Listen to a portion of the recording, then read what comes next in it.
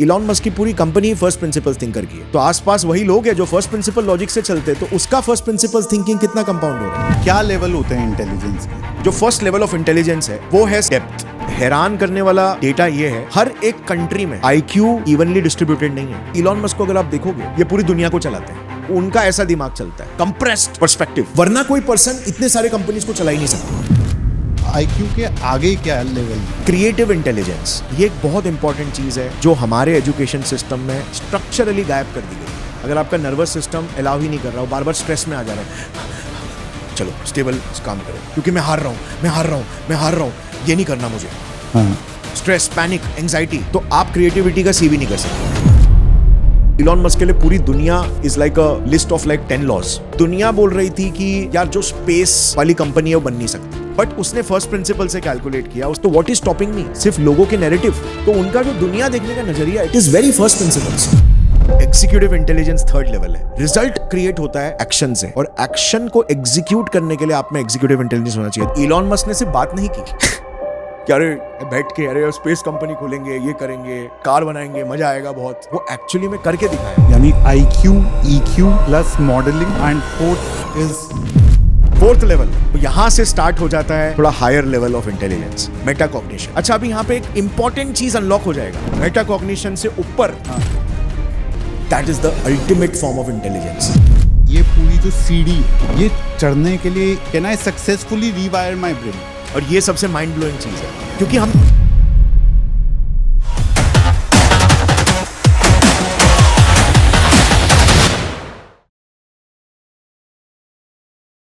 गौरव, बहुत बहुत धन्यवाद यार पॉडकास्ट पे आने के लिए। आप एक ऐसे क्रिएटर हो जिनको देख करके मैंने बहुत सीखा है पिछले कई सालों से। सो आप इस पॉडकास्ट पे आ रहे हो, आज मेरे लिए बहुत बड़ा दिन है। वेल, मैंने भी आपका पॉडकास्ट देखा, और ऐसे बहुत कम पॉडकास्ट है जो बेसिकली उस पैशन से साइंस हो गया, स्पेस हो गया, फिजिक्स, एस्ट्रोफिजिक्स, ये सारी चीज़ों को सामने रखते हैं। तो I was very much looking forward to it. तो आज मैंने आपके लिए ना टॉपिक भी इसलिए बहुत मुश्किल चुना है, विच इज़ न्यूरो साइंस के पर्सपेक्टिव से हम ब्रेन के बारे में समझते हैं, और मुझे ऐसा लगता है कि आपने उसके ऊपर पूरा एक थीसिस बनाया। It is not content, it is thesis over the years that you prepared. Astrophysics के पर्सपेक्टिव से हम रियलिटी के बारे में, यूनिवर्स के बारे में बहुत कुछ जानते हैं, समझते हैं। ये दोनों चीज़ें जब कन्वर्ज होती हैं, हाँ, तो मुझे लगता है कि मैजिक क्रिएट हो सकता है, बट वो समझना बहुत मुश्किल होता है, क्योंकि अगर इनका कन्वर्जेंस हम समझ गए, हाँ, तो हम अपने आप को भी हैक कर सकते हैं और अपनी रियलिटी को भी हैक कर सकते हैं। Absolutely right. पर वो कैसे होगा, ये आज आपसे समझेंगे हम। तो गौरव, सबसे पहले स्टार्ट करते हैं उस बात से जहां पर एक फंडामेंटल फ्लॉ दिखता है अगर हम बहुत सारे स्टडीज पढ़ लें एक साथ। What is reality? ये जो सवाल है, हाँ, कि रियलिटी है क्या जो हमारे बाहर एग्जिस्ट करती है, जो पूरा यूनिवर्स एग्जिस्ट करता है, उसको अगर हमें समझना है तो वो रियलिटी है क्या? और यहाँ पर बहुत सारे स्टडीज आते हैं, उनको जोड़ करके कैसे देखें हम? मैं इसको हमेशा से इस तरीके से देखते आया हूं कि यार, हमारा जो परसेप्शन है दुनिया को देखने का, क्या वो रियल रियलिटी है, या फिर बाहर जो एक दुनिया है, जो यूनिवर्स है, जो सुपरनोवा विस्फोट होते हैं, जो ब्लैक होल्स है, जो स्टार्स है, जो प्लैनेट्स है, वो रियल रियलिटी है, right? Because there seems to be two reality, right? तो एज ऑफ नाउ मैं इस मोस्ट सर्टेन कंक्लूजन पे पहुंचा हूं कि दो रियलिटी एग्जिस्ट करती है। बिकॉज बहुत सारी थियरीज है जो कहती है कि नहीं, आपका ब्रेन ही रियलिटी क्रिएट करता है, विच इज ट्रू, बट वो आपका इंटरनल रियलिटी है, और एक एक्सटर्नल रियलिटी है that is bounded by the laws of physics, laws of constraints, मतलब मैथमेटिकल कंस्ट्रेंट्स, की कुछ हो सकता है, कुछ चीजें हो सकती है, कुछ चीजें नहीं हो सकती है, क्वांटम फील्ड्स, ये सारी क्वांटम फ्लक्चुएशंस, इमर्जेंस, उससे जो स्ट्रक्चर्स क्रिएट होते हैं, और हम भी उसी के अंदर है। So we are also a structure, we are a biological structure. Yes, हमारा ब्रेन जो है वो एक बायोलॉजिकल स्ट्रक्चर है, एक बायोलॉजिकल प्रोसेसर है, जिससे कॉन्शियसनेस इमर्ज होता है, राइट? तो it's very fascinating for me कि मैं अपने नजरों से, एक ह्यूमन सेंट्रिक नजरों से, रियलिटी कैसे एग्जिस्ट करती है उसको स्टडी करूं, and eight the same time actual physical reality, कि इंसान है या नहीं है, करेक्ट, वो रियलिटी को कुछ फर्क नहीं पड़ता। यस, वो हमारे आने से पहले भी थी। हम तो अभी पृथ्वी पर ही लाइफ 4.5 बिलियन ईयर्स अगो आई है। कैम्ब्रियन एक्सप्लोजन जो 540 550 बिलियन ईयर्स हुआ, जो ब्रेन वाली लाइफ, नर्वस सिस्टम वाली life just 540 million 640 million years ago ही उसके हमें अंश मिलते हैं। लाइक हम तो कुछ भी नहीं है। करेक्ट। यूनिवर्स तो 14 बिलियन साल पहले से चल रहा है। हाँ। हमसे पहले से भी था, हमके आगे बाद भी रहेगा। तो ये चीज समझना बहुत जरूरी है गाइस कि दो रियलिटी है और दोनों को स्टडी करो, दोनों के डीप जाओ, बिकॉज ह्यूमन बनने का यही सबसे बड़ा मजा है। लाइक मतलब हम अपने कॉन्शियसनेस से एक्सपीरियंस कर पा रहे हैं, हम सवाल पूछ पा रहे हैं। गौरव, अगर इसको एक लेवल और आगे लेकर जाएं, तो जब ये बोला जाता है कि जो रियलिटी है वो यूनिवर्स में हाँ लोकल नहीं है, इसका क्या, इस पे भी दो स्कूल ऑफ थॉट्स हैं कि हाँ। रियलिटी लोकल है या नहीं है, ये कैसे जुड़ता है इस बात से? सो ये काफी इंटरेस्टिंग ऑब्जर्वेशन था जिसको नोबेल प्राइज भी मिला, और ये डेफिनेटली लाइक मतलब बहुत सवाल खड़े करता है। बिकॉज पहले का स्कूल ऑफ थॉट क्या था, आइंस्टाइनियन पर्सपेक्टिव ये था कि लाइट की स्पीड से फास्ट इंफॉर्मेशन ट्रैवल ही नहीं कर सकता, राइट? तो मतलब समझिए कि आप यूनिवर्स के सेंटर में है फॉर एग्जांपल, और आपका कोई दोस्त है जो यूनिवर्स के कोने में है, लाइक 200 मिलियन लाइट ईयर्स दूर। अब आपको वहां तक इंफॉर्मेशन पहुंचाना है तो लाइट से ज्यादा स्पीड से तो कुछ जा नहीं सकता। आप रेडियो फ्रीक्वेंसी भेजोगे फॉर एग्जांपल, आपने भेजा, बट अब वो इंटरैक्ट करेगा, आपका इंफॉर्मेशन वहां तक पहुंचेगा तो आप उसके साथ इंटरैक्ट कर रहे हो। बिल्कुल। बट यूनिवर्स नॉन लोकल है। इसका मतलब क्या है कि समझो एक पार्टिकल है जो सेंटर ऑफ यूनिवर्स में है, आपकी जगह पे जहां पे आप खड़े थे, और आपका जो फ्रेंड है वहां पे समझो दूसरा पार्टिकल है। अब ये जो दो पार्टिकल है ना, ये आपस में लिंक्ड है क्वांटम एंटेंगलमेंट के थ्रू, और एक्चुअली में वो इसके प्रॉपर्टीज को इफेक्ट कर रहा है। Like there is a link. तो मतलब जो भी इस यूनिवर्स में हो रहा है वो यहां पे लोकलाइज्ड नहीं है, वो उस लोकलाइजेशन से दूर, मिलियंस ऑफ लाइट ईयर्स दूर तक भी उसका कुछ लिंक है। अब यहां पर ग्रे एरिया आता है कि बट वो इंफॉर्मेशन ट्रांसफर तो नहीं कर रहा, वो तो पहले से ही वैसे उसके पार्टिकल्स क्रिएटेड थे, वो एंटेंगल पहले हुए फिर बाद में वहां पे पहुंचे। वो स्लिपरी स्लोप है थोड़ा सा कि वो एग्जैक्टली किस टाइप का कनेक्शन है, राइट? क्या हम कह सकते हैं कि इंफॉर्मेशन ट्रांसफर हो? जो मोस्ट सर्टेनली इंफॉर्मेशन तो ट्रांसफर ऐसा नहीं हो रहा जैसे स्पेस के थ्रू, बट वो इफेक्ट कर रहा है। मतलब वो वेव फंक्शन दोनों का एक ही है। मतलब समझिए क्वांटम मैकेनिक्स के हिसाब से वो जो वेव फंक्शन है वो स्ट्रेच हो गया है मिलियंस ऑफ लाइट ईयर्स दूर, उनका जो मैथमेटिकल वेव फंक्शन है। सो एक इजी एग्जांपल दे दूं व्यूअर्स को, तो अगर दो पार्टिकल्स इस तरह से खड़े हुए, ये ऐसे मुड़ा तो ये भी मुड़ गया अपने आप इंस्टेंटली। यस, और सीमिंगली वो ऑपोजिट समझ में आता है। हाँ, ऑपोजिट, बिकॉज कॉन्जर्वेशन लॉज जो है उसके हिसाब से ऑपोजिट समझ में आता है। तो बेसिकली उनका जो मैथमेटिकल वेव फंक्शन है वो दोनों चाहिए उसको डिफाइन करने के लिए। हाँ, और वहां पे अगर वेव फंक्शन कोलैप्स होता है तो ये भी इफेक्ट होता है, हाँ, राइट? तो मतलब काइंड ऑफ लाइक, अब आप इसको बोलो कि इंफॉर्मेशन ट्रांसफर हो रहा है, या आप बोलो कि नहीं वो तो पहले से ही वेव फंक्शन एंटेंगल्ड थे, तो इंफॉर्मेशन ट्रांसफर नहीं हो रहा है, सिर्फ एग्जीक्यूट हो रहा है। But this is the main thing. मतलब हमें नहीं मालूम कि क्या है। मतलब इट इज इंटरेस्टिंग, राइट? और ये भी बताता है कि लाइक जो रियलिटी को हम देखते हैं वो तो सिर्फ शायद ऊपर की लेयर है, उसके नीचे जो क्वांटम फ्लक्चुएशंस हो रहे हैं, जो क्वांटम एंटेंगलमेंट्स हो रहे हैं, वो कितना ज्यादा रियलिटी को क्रिएट कर रहे हैं। और यहां पे फिर वो होलोग्राफिक प्रिंसिपल, काफी सारी थियरीज आती है। एक इससे पहले हम वहां पर जाएं, एक मेरे को थ्योरी याद आई आपसे बात करते हाँ। रहते। बहुत टाइम से हम लोग ना ये सब बात करते जा रहे थे कि टाइम एग्जिस्ट करता है या नहीं, रिलेटिविटी एक्सेट्रा। अभी रिसेंट कुछ टाइम से मैंने देखना शुरू करा कि स्पेस अपने आप में इल्यूजन है क्या? इज डिस्टेंस और space an illusion in itself, जो कि कहीं ना कहीं ग्रेविटी की बात से भी जुड़ जाता है। तो ये क्या कॉन्सेप्ट है जो ये डिस्टेंसेस हम देखते हैं, क्या डिस्टेंसेस भी कोई इल्यूजन हो सकता है? सो अगर फिजिक्स के पर्सपेक्टिव से बोले, क्योंकि यहाँ पे न्यूरो साइंस का पर्सपेक्टिव आ गया तो हर चीज इल्यूजन है, राइट?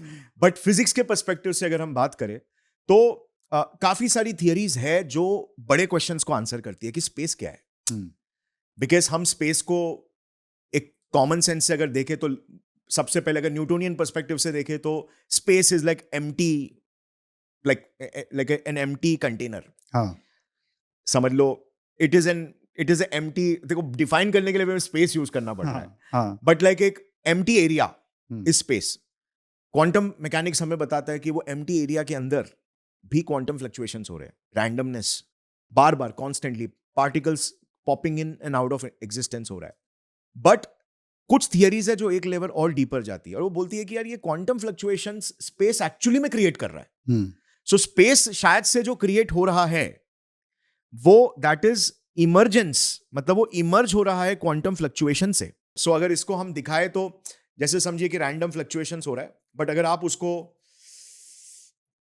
फास्ट करोगे, फास्ट फॉरवर्ड, हाँ अभी ऐसा लग रहा है, बट धीरे धीरे धीरे धीरे करके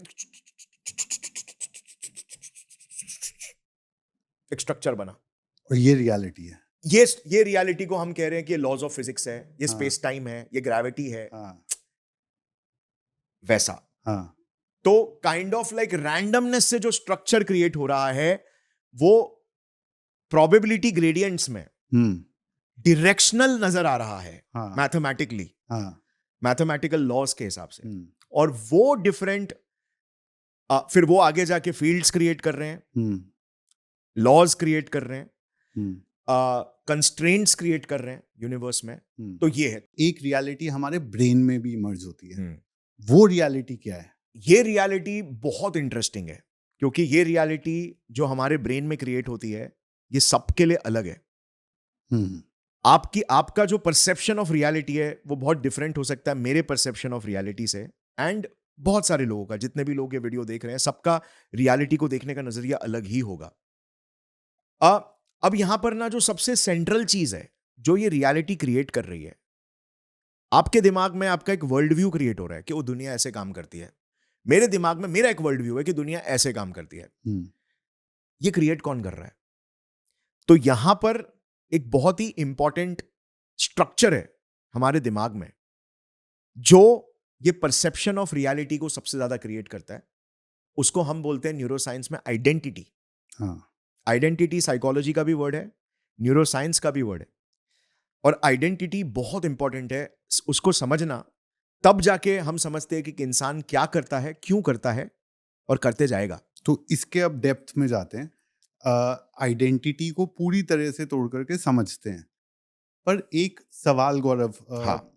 एज अ व्यूअर भी मेरे मन में आता है, एज अ होस्ट भी मेरे मन में आता है कि जब मैं ये सब समझने जा रहा हूँ तो क्या मैं उस स्टेज पे हूँ जहां मैं अपने ब्रेन को रीवायर कर सकता हूँ? क्या एज एन एडल्ट और as a parent to a kid मैं ये सोच सकता हूँ कि मैं ब्रेन को कंट्रोल कर लूंगा कि ये ब्रेन को इस तरह से बनना चाहिए और इसमें जो जो बाधाएं आएंगी मैं उसे हटा दूंगा? Can I successfully रीवायर my brain?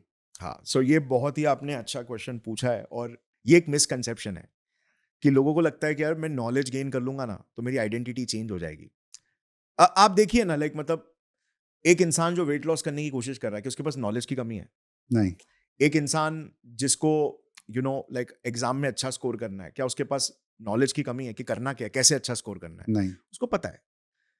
हमें नॉलेज नहीं रोकता, हमें रोकती है आइडेंटिटी खुद ही। और आइडेंटिटी क्या है ये बहुत इंटरेस्टिंग समझना, उसका लॉजिक समझना बहुत जरूरी है।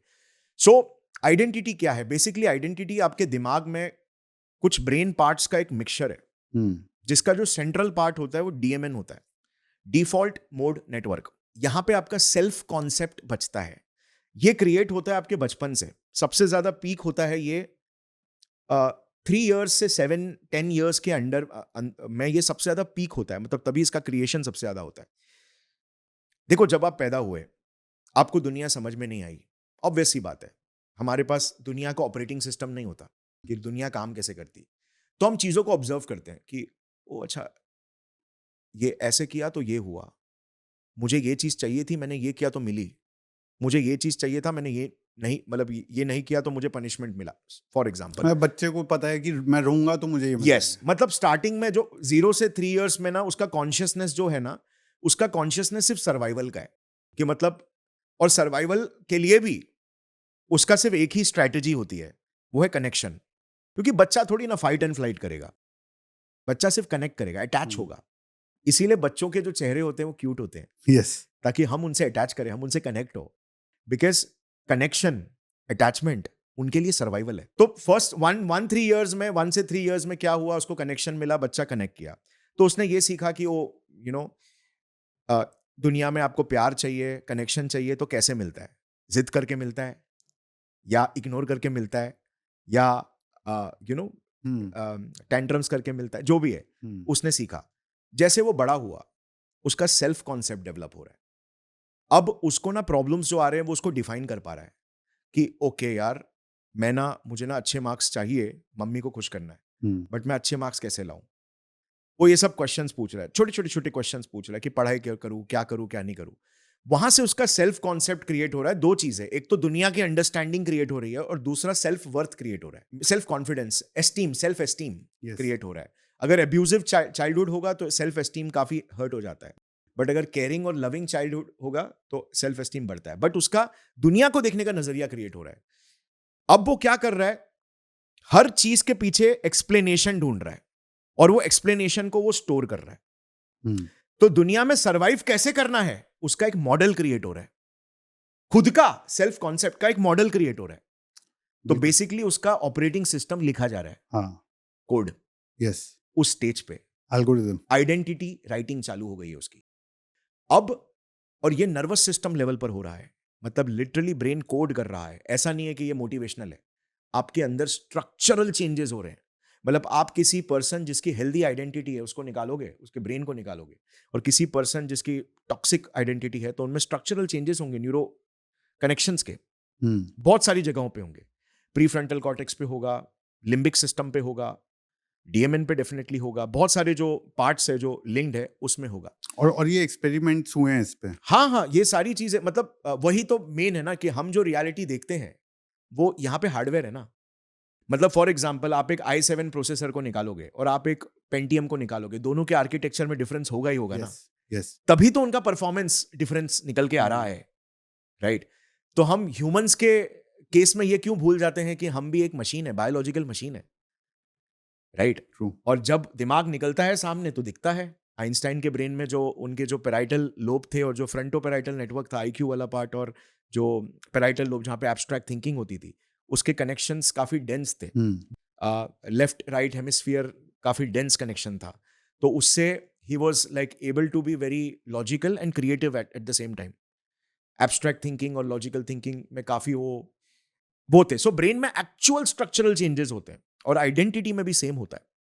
सो फॉर एग्जाम्पल, अगर किसी पर्सन का एब्यूजिव चाइल्डहुड है तो उसका सेल्फ कॉन्सेप्ट हर्ट हुआ, उसको कनेक्शन नहीं मिला बिकॉज एब्यूजिव चाइल्डहुड था, तो आगे जाके वो एडिक्शंस के लिए ज्यादा प्रोन हो जाएगा, right? Because addiction is not actually a substance issue, addiction is self worth and connection issue, right?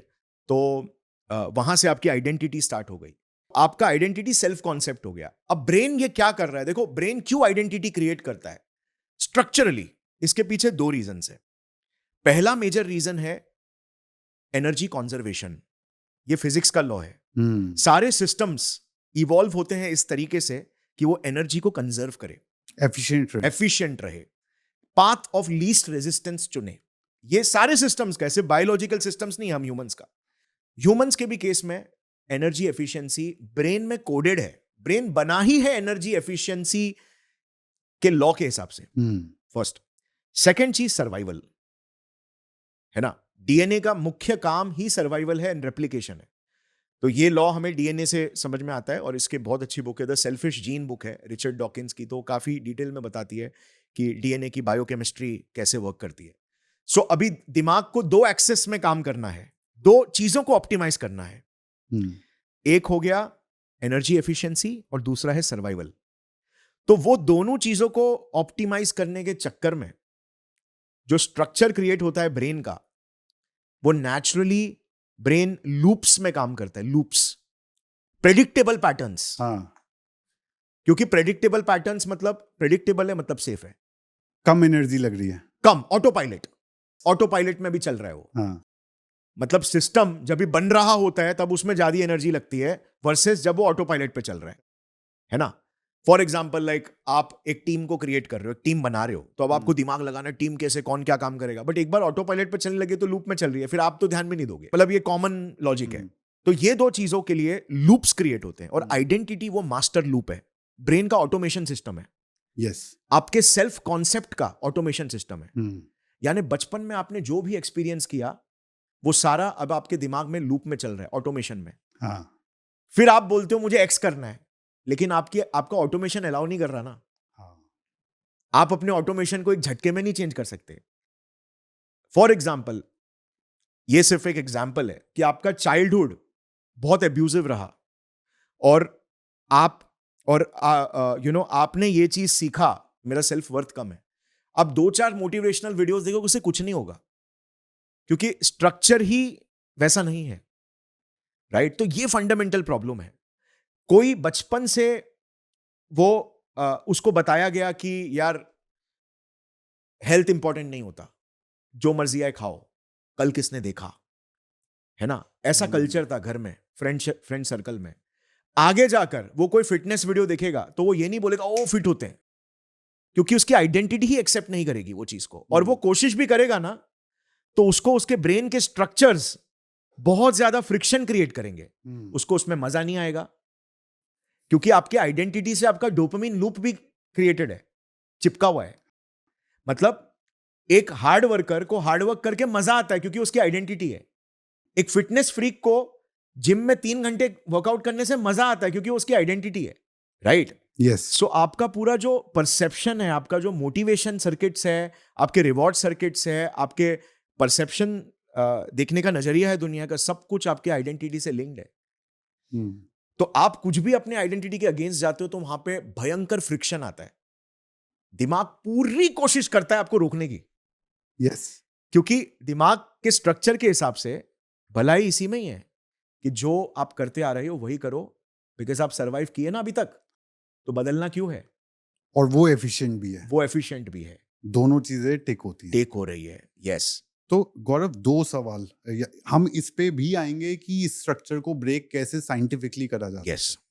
लेकिन उससे पहले ये जो 2 प्रॉपर्टीज आपने बताई, एवोल्यूशन ऑफ ब्रेन, हजारों सालों में जो ब्रेन इस तरह से फंक्शन हुआ, उसकी क्या जर्नी है? एवोल्यूशन कैसे हुआ है और कब से शुरू हुआ? यूनिवर्स अगर 13.8 बिलियन ईयर्स ओल्ड है, तो एवोल्यूशन कब स्टार्ट हुआ ब्रेन का, और कैसे हुआ, और किस स्पीड पे हो रहा है? Right. और दूसरा उससे आगे जुड़ता हुआ सवाल कि ये जो आपने न्यूरो सर्किट्स की बात करी, कनेक्शंस की बात करी, लेफ्ट और राइट हेमिस्फेयर ऑफ ब्रेन किस तरह से कनेक्टेड है उसकी बात करी, उसका कितना इंपॉर्टेंस है, क्योंकि वो कनेक्शंस ही तो हमें स्ट्रॉन्ग करने हैं। यस। तो ये एवोल्यूशन और ये कनेक्शंस कैसे जुड़े हुए हैं? अगर हम बात करते हैं कि ब्रेन कैसे इवॉल्व हुआ, तो बेसिकली जो एक ब्रेन जैसा स्ट्रक्चर था, एक नर्वस सिस्टम, राइट, कि ब्रेन और स्पाइनल कॉर्ड का कि एक सेंट्रल कमांड सिस्टम है, और वो नीचे स्प्रेड हो रहा है आपके स्पाइनल कॉर्ड से, और फिर वो पूरे कंट्रोल कर रहा है पूरे ऑर्गेनिज्म को। तो ये मोस्टली हमें दिखता है कैम्ब्रियन एवोल्यूशन के बाद ये क्रिएट हुआ। ये ट्राइपार्टाइट स्ट्रक्चर बोलते हैं। कैम्ब्रियन एवोल्यूशन क्या है ये बताओ। हाँ, so Cambrian evolution basically human history में, ह्यूमन हिस्ट्री नहीं, हिस्ट्री में एक ऐसा पीरियड था जो 500 से 600 मिलियन ईयर्स अगो के आसपास आया। 50 से 60 करोड़ साल पहले। यस, ये वो पीरियड था जहां पे क्या हुआ ना, कुछ एनवायरमेंटल ज्योग्राफिकल चेंजेस हुए, जिसके वजह से लाइफ पे बहुत ज्यादा प्रेशर आया इवॉल्व करने का। तो जो एक्वेटिक लाइफ थी, समुद्र वाली लाइफ थी, वहां पे कुछ लिविंग ऑर्गेनिजम्स एक ऐसा स्ट्रक्चर इवॉल्व करने लगे जो ब्रेन जैसा दिखता था। तो उसको हम ट्राइपार्टाइट इनिशियल स्ट्रक्चर बोलते हैं। हमें बहुत सारे सबूत मिलते हैं, उससे पहले हमें नहीं मिलते। उसके पहले हमें स्टारफिश जैसे ऑर्गेनिजम्स दिखते हैं आर्कियोलॉजी में, जो स्टारफिश जैसे, जिनके सिर्फ नर्व्स थे बट कोई सेंट्रलाइज्ड स्ट्रक्चर नहीं था, सीपीयू जैसा। तो ब्रेन वहां से क्रिएट हुआ।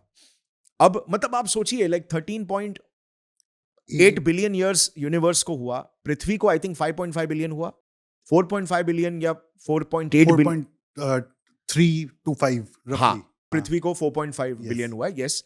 तो और 3.8 बिलियन से लाइफ क्रिएट होना स्टार्ट हो गया। वहां से जो ब्रेन डेवलप हो रहा है वो हो रहा है 500 मिलियन ईयर्स अगो, राइट? मतलब उतना पूरा काइंड ऑफ लाइक बहुत सारे ऑर्गेनिजम्स आए, बहुत सारे स्ट्रक्चर्स ट्राई हुए, बट प्रकृति ने सबको डिस्कार्ड कर दिया, डिस्ट्रॉय कर दिया। और ये जो ब्रेन स्ट्रक्चर था this was the next level leap. फिर वहां से ब्रेन इवॉल्व होता गया, राइट? उसके स्ट्रक्चर्स इवॉल्व होते गए। अगर आप देखेंगे तो ब्रेन में अभी जो ट्राइपार्टाइट स्ट्रक्चर है ये हमारे में भी है, लेकिन हमारा इवॉल्व है। तो हमारा जो रेप्टिलियन ब्रेन है वो सबसे ओल्डेस्ट फॉर्म ऑफ ब्रेन है, ऐसे कह सकते हैं। मतलब वो mostly sensory information, warmth create करना, हार्ट बीट को रेगुलेट करना, मेड्यूला, ये सारी चीज़ें, तो वो ये सब चीज़ें करता है, सर्वाइवल थ्रेट, ये सब। जो लिम्बिक सिस्टम है वो थोड़ा सोशल मेमेलियन ब्रेन है, कोऑर्डिनेशन, ग्रुप थिंकिंग, ये सब में वो इवॉल्व करता है। तो जो एवोल्यूशन हुआ, सबसे पहले जो ये जो जितने भी फिशेस हो गए, एक्वेटिक लाइफ थी, एम्फीबियंस, वहां से ये लोग निकले, तो उनका जो रेप्टिलियन ब्रेन था वो ज्यादा एक्टिव था, वो ज्यादा यूटिलाइज होता था। फिर जैसे जैसे हम लैंड में आए तो हमारा जो सोशल ब्रेन है, मेमेलियन ब्रेन, लिम्बिक सिस्टम, वो ज्यादा इवॉल्व होने लगा, क्योंकि जानवरों, जितने भी जानवर आए उन्होंने सीखा कोऑर्डिनेशन कैसे करना। तो वहां पे पहली बार ऑर्गेनिज्म नहीं रहा, बल्कि ग्रुप बन गया, राइट? मतलब आप अगर मेरे ग्रुप के हिस्सा हो तो आपका सर्वाइवल मतलब मेरा सर्वाइवल, तो हम सबको सर्वाइव करना है, तो हम सबको साथ में मिलकर काम करना तो है। एक सोशल स्ट्रक्चर बनना सोशल शुरू हुआ। स्ट्रक्चर बनना शुरू हो गया। और हम्म। इसमें लिम्बिक सिस्टम, जो अभी आज अगर हम कोई मूवी देखते हैं, सो जैसे जैसे अभी धुरंधर मूवी हमने देखा, तो हम्म। सेकंड पार्ट में आप देखोगे तो लाइक एक ऐसा मोमेंट आता है जहां पे ऐसा लगता है कि अरे यार, ये क्यों, इसके साथ तो गलत हो गया, बेचारा, हाँ। नहीं मरना चाहिए, ये हाँ। क्यों पकड़ा गया, ये है ना, क्योंकि इसने देश के लिए इतना कुछ किया। तो लिम्बिक सिस्टम आपका एक्टिवेट हो रहा है, राइट? आप आपके जो मिरर न्यूरॉन्स है वो एक्टिवेट हो रहे हैं, उसके इमोशन में आप कनेक्ट कर पा रहे हो। हाँ। हाँ। और वो जरूरी था, यस। बिकॉज लाइक ट्राइब जो है, ट्राइब की सलामती हमें चाहिए, बिकॉज हमारे वजह से कबीला है, कबीले की वजह से हम है। तो ये sense of nation and national pride भी यहीं से आता है। यस, यस, वहां से आता है। हालांकि बचपन में वो आइडेंटिटी का भी पार्ट बन जाता है डीप लेवल पर, कि मैं इंडियन हूं, हाँ। है ना, मैं फौजी का बेटा हूं, तो एक आइडेंटिटी बन जाता है। तो लैंड बेस्ड जो एनिमल्स थे उन्होंने जो स्पेशली जो मैमल्स थे, तो वहां पे लिम्बिक सिस्टम ज्यादा डेवलप हुआ, ब्रेन का पार्ट, सोशल कोऑर्डिनेशन स्ट्रांग हुआ। और फिर उसके बाद जैसे ह्यूमंस आए, तो ह्यूमंस में मैं कहूंगा जो हमारे जो ओल्डेस्ट जो एंसेस्टर्स है, जो होमो स्पीशीज जिसको हम बोलते हैं, होमो, हम होमो जीनस को बिलोंग करते हैं। तो होमो में बहुत सारे आए वेरिएंट्स, लेकिन एक्चुअली में जो रियल ट्रांसफॉर्मेशन शुरू होता है वो शुरू होता है ऑस्ट्रेलोपिथेकस एफेरेंसिस से। इसलिए आप देखोगे ऑस्ट्रेलोपिथेकस एफेरेंसिस से हमारे जो ब्रेन का स्कल का साइज है वो बढ़ता गया एवरी स्टेज में। तो ऑस्ट्रेलोपिथेकस एफेरेंसिस हुआ, फिर होमो हेबिलिस, फिर होमो एर्गास्टार, होमो हाइडलबर्गेंसिस, नियंदरथाल मैन भी आए, मल्टीपल काफी सारे स्ट्रक्चर्स क्रिएट हुए ह्यूमंस के, होमो नलेडी, ये सब भी अलग अलग जगह पे, मतलब डिफरेंट लोकेशंस में होमो वर्जन्स टेस्ट हो रहे थे। हाँ। प्रकृति उनकी टेस्ट ले रही थी, है ना, मतलब वो प्रकृति का कायदा है। और उसमें जो सबसे ज्यादा सरवाइव किए वो थे सबसे पहले होमो इरेक्टस। होमो इरेक्टस एक मार्क्ड इंप्रूवमेंट था, क्योंकि होमो इरेक्टस ऐसा था जो लंबा था, मस्कुलर था, भाग सकता था, बहुत भाग सकता था। मतलब वो टाइम पे एक्चुअली में क्या हो रहा था ना, तो 5 से 6 मिलियन ईयर्स में ना एक बहुत बड़ा ज्योग्राफिकल स्ट्रेस क्रिएट हो रहा था। जो फॉरेस्ट थे वो अब ग्रासलैंड्स बन रहे थे, सवानास। तो समझो कि आपका इकोसिस्टम पूरी हरियाली हरियाली हरियाली, फल फ्रूट सब आपके बैक एंड कॉल पर, अब अचानक से ग्रासलैंड बन रहा है। हाँ। अब ग्रासलैंड जब बन रहा था तो क्या हुआ, दो चीजें हुई, एक तो शिकार और शिकारी आमने सामने आमने सामने आ गए, एग्जैक्टली, और दूसरी चीज खाने का क्या, हाँ। राइट? तो अब आपको इवॉल्व करना था, तो वहां पर सबसे ज्यादा सर्वाइवल का प्रेशर आया। सो इसको एवोल्यूशन का एक प्रिंसिपल है जिसको बोलते हैं पंक्चुएटेड इक्विलिब्रियम। इसके पीछे का लॉजिक ये है कि जब भी ज्योग्राफी चेंज होती है या एनवायरमेंटल प्रेशर क्रिएट होता है, तभी सबसे ज्यादा एवोल्यूशन होता है। सो डार्विन को लगता था एवोल्यूशन स्टेबल है, मतलब लीनियरली होता है, कि जैसे 100 साल में एक एवोल्यूशन जितना हुआ उतना ही 1000 साल में भी उसी गति से चलेगा। बट आगे जाके ये चीज हमें समझ में आई कि एवोल्यूशन बर्स्ट्स में होता है। यानी कि जब तक सर्वाइवल पे बात नहीं आएगी ब्रेन जो है इवॉल्व नहीं होगा। एब्सोल्युटली कंफर्ट में रहेगा। हाँ। जब ज्योग्राफी चेंज होती है, एनवायरनमेंट चेंज होता है, एवोल्यूशनरी प्रेशर आता है, तभी बहुत सारे स्पीशीज इवॉल्व होते हैं और हमें बहुत सारे न्यू स्ट्रक्चर्स और न्यू वेरिएंट्स दिखते हैं। तो ये ह्यूमंस का दौर था, इसीलिए आप देखोगे वो 5 से 6 मिलियन में बहुत सारे ह्यूमंस आ गए। और वहां पर होमो इरेक्टस एक बहुत ही स्ट्रॉन्ग स्ट्रक्चर था, वेरिएंट था हमारा। होमो इरेक्टस अगर मतलब वो बीच की वो स्ट्रक्चर नहीं होता तो होमो सेपियंस आज नहीं होते। अभी भी खैर बहुत डिबेट है कि होमो इरेक्टस डायरेक्टली हमसे लिंक्ड है या एक ऑफशूट है, वो डिबेट चलते रहता है, राइट। कुछ इवन बोलते हैं कि होमो हाइडेलबर्गेंसिस होमो सेपियंस से निकले, मतलब होमो सेपियंस हाइडेलबर्गेंसिस से निकले। कुछ बोलते हैं नहीं, हम होमो इरेक्टस से डायरेक्टली निकले, होमो सेपियंस। तो ये सब अभी भी लाइक थोड़ा सा आर्कियोलॉजी और एवोल्यूशनरी साइंस में ये अभी भी चल रहा है डिबेट। बट मोटा मोटा ये है कि होमो इरेक्टस ऐसा जीव था जो लंबा था, क्योंकि उसके पहले जितने भी डिजाइन्स थे वो झुके हुए थे। देखो आप ग्रासलैंड्स में हो अभी, तो आपको तेज भागना है। होमो इरेक्टस बोलते हैं कि उसका इतना स्टैमिना था कि वो 50 किलोमीटर तक भाग सकता था। So like a marathon runner. तो ये लोग क्या करते थे, ग्रुप में भी थे, ग्रुप बनाना आता था इनको। तो ये लोग एक एक शिकार को 20-20, 30-30 किलोमीटर तक भगा भगा के थका के मारते थे ग्रासलैंड में, क्योंकि शिकार तो दूर तक दिख रहा है, भागो सब लोग। इनमें स्टैमिना था और इनका पैर भी उस तरीके से इवॉल्व हुआ, उनका स्पाइन भी इवॉल्व हुआ। इसके पहले जो भी होमो ऑस्ट्रेलोपिथेकस एफरेंसिस तो पूरा झुका हुआ था, वो तो आधा बंदर था, राइट। और आगे फिर जितने भी होमो हेबिलिस भी हाइब्रिड था, अजीब सा हाइब्रिड। ये वो वेरिएंट था जो ना जमीन पे अच्छे से रह सकता है ना पेड़ पे अच्छे से रह सकता है, ट्रांजिशनरी था, है ना। तो थोड़े साल सरवाइव किया, बट होमो इरेक्टस वो परफेक्ट मैच था, प्रोडक्ट मार्केट फिट बोलते हैं ना, तो उसी तरीके से इकोसिस्टम और ऑर्गेनिज्म फिट वैसा था। फिर वहां से एक होमो हाइडेलबर्गेंसिस ने एक अच्छा खासा, और होमो निएंडरथाल भी जो यूरोपियन जगह है वहां पे काफी सरवाइव किया। और होमो सेपियन का जो ट्रांजिशन था वो मोस्टली आया 350,000 ईयर्स अगो। तो आई थिंक होमो, अगर आप ये स्कूल ऑफ थॉट पकड़ते हो कि हम होमो हाइडेलबर्गेंसिस से निकले, तो होमो हाइडेलबर्गेंसिस आई थिंक 801 मिलियन के आसपास आ गया था, और वहां से फिर इवॉल्व हुए हम होमो सेपियंस में।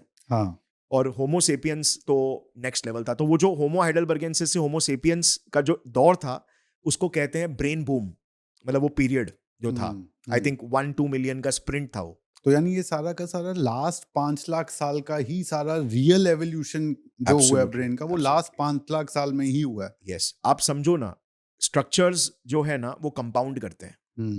तो जब आपका बेस वैल्यू ही 1 है, 2 है, तो 1 से 2, 2 से 4, 4 से 8, बट अब आपका बेस वैल्यू हो गया 4000। अब सीधा वो 4000 से 8000। एआई के साथ तो यही हो रहा है ना अभी। यस। और टेक्नोलॉजी के साथ भी यही हो रहा है।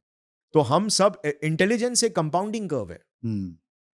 तो जो डेवलपमेंट जो हुआ लास्ट के जो पीरियड्स में, वो बहुत इंपॉर्टेंट था। 350,000 ईयर्स, मतलब आई थिंक होमो हाइडेलबर्गेंसिस और इसके बीच में ही हमने बहुत ज्यादा हमारा ब्रेन बढ़ा। और वो टाइम पे और भी फैक्टर्स थे, जैसे प्रोटीन रिच फूड हमें मिल गया, हम मीट खाना में अडाप्ट हो गए। Australopithecus afarensis was vegetarian, but meat ने हमें डेंस कैलोरीज दी, तो उससे मॉर्फोलॉजिकल डेवलपमेंट फास्ट हो गया। हमने फायर को यूज करना सीखा, तो अगर हम मीट को फायर से पका के खाते हैं तो और ज्यादा कैलोरीज हम हमारे डाइजेशन में कैलोरी ज्यादा नहीं जाता। फिर उसके बाद हमने ग्रुप कोऑर्डिनेशन सीखा, वो भी बहुत इंटेलिजेंट काम होता है। जितना सोफिस्टिकेटेड, मतलब आप सोचो ना, पॉलिटिशियंस को इंटेलिजेंट लोग क्यों बोलते हैं? क्योंकि उनको सोशल इंटेलिजेंस चाहिए, राइट, कि कैसे कॉम्प्लेक्स सोशल डायनामिक्स को हमें नेविगेट करना है। तो वो टाइम पे जो होमो सेपियंस का जो ट्राइब था वो एनीवेयर फ्रॉम 20 to 150 था। मतलब आप सोचो 150 लोग एक ट्राइब में रह रहे हैं, ऐसा हमने किसी भी लिविंग मैमल में हमने देखा नहीं है। तो आपको कितने कॉम्प्लेक्स सोशल डायनामिक्स को आपके दिमाग को वर्कआउट करना है कि इस बंदे से मेरे को खतरा तो नहीं, इस बंदे से मेरी पटती है, इससे मेरा काम निकल जाएगा। हम सब साथ में मिलकर जानवर को फोड़ेंगे। ये मुख्य है ना, ये हमको इसके पास जवाब है कि कहाँ पे कबीले को जाना चाहिए। तो कॉम्प्लेक्स, ये टेक्निकल पैटर्न हंटर है, मतलब ये हथियार बनाएगा। तो डिफरेंट बेस लेवल का ऑर्गेनाइजेशन स्टार्ट हो गया यस वहां से, तो वहां पे भी दिमाग पे बहुत प्रेशर आया इवॉल्व होने का। सो वो सारे फोर्सेस ने मिलकर हमारे इंटेलिजेंस को बहुत शार्प किया और हम कंपाउंडिंग कर्व में थे। तो इसीलिए आप देखोगे 300,000 ईयर्स में जो इंटेलिजेंस आया। बट अभी तो मेरा सवाल ये है कि आगे क्या होगा, हाँ क्योंकि अभी कंपाउंडिंग कर्व अगर सच है तो आगे इंटेलिजेंस और किस लेवल पे कंपाउंड करेगा। उधर भी चलेंगे गौरव। एक ये जो हेमिस्फेयर्स की बात करी आपने हाँ। और उनके बीच के कनेक्शंस की, वो कहाँ से स्टार्ट हुए और उनसे होता क्या है, ताकि हम फिजिकली जो हमारे ब्रेन है उसको कैसे समझें? बेसिकली लाइक आप हेमिस्फीयर के लॉजिक से समझ सकते हो, बट उसके अलावा उससे मच बेटर लॉजिक है कि ब्रेन में डिफरेंट पार्ट्स है, डिफरेंट कंपार्टमेंट्स है और हर किसी के बीच में कनेक्शंस है, हाँ राइट? तो वैसे ही लेफ्ट और राइट में ब्रेन जो है वो कनेक्टेड है आपस में। तो एक जो पार्ट है वो थोड़ा ज्यादा लॉजिकली परफॉर्म करता है, मतलब लॉजिक, नंबर्स, मैथ्स, कॉजालिटी, ये सब ज्यादा प्रोसेस। और दूसरा वाला जो है वो थोड़ा ज्यादा इमेजिनेशन, क्रिएटिविटी, वो सब के लिए ज्यादा ज्यादा उसमें पार्ट से ब्रेन के जो प्रोसेस करते हैं। हम्म, और ये दोनों को एक बीच से ना एक एक नर्व्स का एक गुच्छा है, वो ये दोनों पार्ट्स को जोड़ता है। जोड़ता है आपस में। ये ठीक है। आपने एक बात करी थी कि एक बार एक एक्सपेरिमेंट हुआ था जहां पर इन दोनों को काट के अलग कर दिया गया था। हाँ, तो क्या हुआ था जब अगर इनको दोनों को कनेक्शन स्ट्रांग नहीं है या काट ही दिया है, सर्जिकली करा गया एज एन एक्सपेरिमेंट, तो क्या होता है? हाँ। सो पहले के जो डॉक्टर्स थे ना, जो स्टार्टिंग के डॉक्टर्स थे, तो जब भी एपिलेप्सी होती थी, मतलब जो सीजर्स आते हैं ना, जैसे फॉर एग्जाम्पल किसी को स्किज़ोफ्रेनिया है तो उनके दिमाग में सीजर्स आते हैं एपिलेप्सिक के, मतलब क्या बोलते हैं उसको, मिर्गी के दौरे, चमक। तो अब वो क्या हो रहा है कि आपका ब्रेन कनेक्टेड एक सर्किट की तरह, तो मतलब यहाँ पे अगर सीजर शुरू हो रहा है तो यहाँ पे भी जाएगा वो, क्योंकि कनेक्टेड है ना। लेकिन बीच का वायर ही हमने काट डाला तो वो सीजर यहीं तक रहेगा। तो इस लॉजिक से वो डॉक्टर्स लोग बीच का जो नर्व्स का गुच्छा है उसको काट डालते थे, राइट? अब इससे सीजर्स तो कम हो जाते थे, लेकिन क्या होता था, उसकी आइडेंटिटी ही चेंज हो जाती थी पर्सन की। क्योंकि अब जो कोऑर्डिनेशन था आपस में का, राइट? ब्रेन एक बायोलॉजिकल ऑर्गन है जो फीडबैक लूप्स पर काम करता है। तो वो फीडबैक, लेफ्ट और राइट का फीडबैक मिलना एक दूसरे को बहुत इंपॉर्टेंट है, तब जाके एक सेंस ऑफ आइडेंटिटी क्रिएट होती है। मतलब मैं एक पर्सन हूं जो मैं हमेशा कुछ बोलने से पहले मैं कुछ सोचता हूंगा, लेकिन अब मैं ऐसे कुछ भी बोल दूंगा इम्पल्सिवली। मैं इमोशनल पर्सन था, लेकिन अब मैं इतना इमोशन नहीं रहा। तो वैसे चेंजेस थोड़े से दिखने लग गए।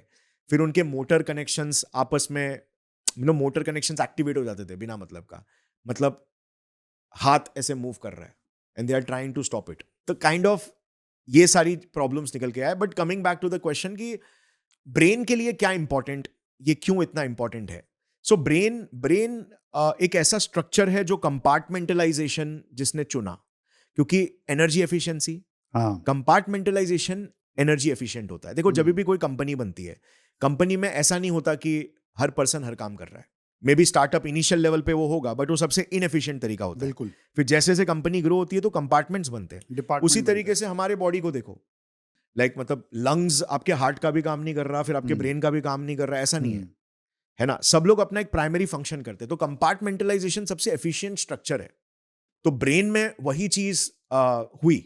तो जो लॉजिक, रीजनिंग, ये सारी चीजें एक साइड पे गई और दूसरे साइड पे इमेजिनेशन, क्रिएटिविटी, ये सारी। और जब फिर हम उसको, और इमोटिवनेस, हम जब इसको ब्लेंड करते हैं तो हमें एक ब्रेन का यूनिफाइड एक्सपीरियंस क्रिएट होता है। और ये एक्सपीरियंस, जैसे आपने पहले बताया कि अलग अलग लोगों के लिए ये एक्सपीरियंस अलग अलग होता है, और इसीलिए वो सेम सिचुएशन में शायद डिसीजन मेकिंग भी अलग अलग करते हैं। हाँ। और वो डिपेंड करता है कि वो कितने इंटेलिजेंट हैं। जिसको अगर हम लेवल्स ऑफ इंटेलिजेंस के माध्यम से समझने की कोशिश करें तो क्या लेवल होते हैं इंटेलिजेंस के? सो बेसिकली आप पूछ रहे हो कि हर कोई अपने आप को इंटेलिजेंट समझता है, लेकिन वो कौन से लेवल पर है। हाँ। और मेरे हिसाब से इंटेलिजेंस के क्या लेवल्स है, जहां पे हम ऑब्जेक्टिवली देख सकते हैं कि अरे ये पर्सन इस लेवल तक तो पहुंच गया, लेकिन नेक्स्ट लेवल इसके लिए यहाँ है, हाँ। राइट? तो आई थिंक ये बहुत इंपॉर्टेंट है, बिकॉज हम इंटेलिजेंस को, बहुत सारे लोग ना कुछ भी समझते हैं। कुछ लोग में भी ये समझते हैं इंटेलिजेंस का मतलब हो गया कि एग्जाम में अच्छे मार्क्स लाना। कुछ लोग में भी ये समझते हैं कि इंटेलिजेंस मतलब मेमोराइजेशन। कुछ लोग में भी ये समझते हैं इंटेलिजेंस मतलब स्किल्स। सो इंटेलिजेंस है क्या, राइट? और क्या ये सच है, अगर आज मैं सोचता हूँ मुझे इलॉन मस्क बनना है, हाँ, मुझे स्टीव जॉब्स जैसे काम करना है, वो मैं कैसे कर सकता हूँ? मेरे को ऐसा लगता है अच्छा मेरे को आईक्यू बढ़ाना है, हाँ, तो मेरी डायरेक्शन ही गलत हो जाती है। तो हाँ, इसलिए भी इंटेलिजेंस समझना बहुत जरूरी है कि क्या लेवल्स हैं और वो कैसे वर्क करती है। राइट। तो मैंने इस पे काफी रिसर्च किया था। तो बेसिकली मैं इसको इस तरीके से देखता हूं कि आईक्यू जो यूनिवर्सली यूज होता है इंटेलिजेंस का एक मार्कर, हम्म वो डेफिनेटली बहुत इंपॉर्टेंट है। क्यों इंपॉर्टेंट है? क्योंकि वो आपका बेस सेट करता है।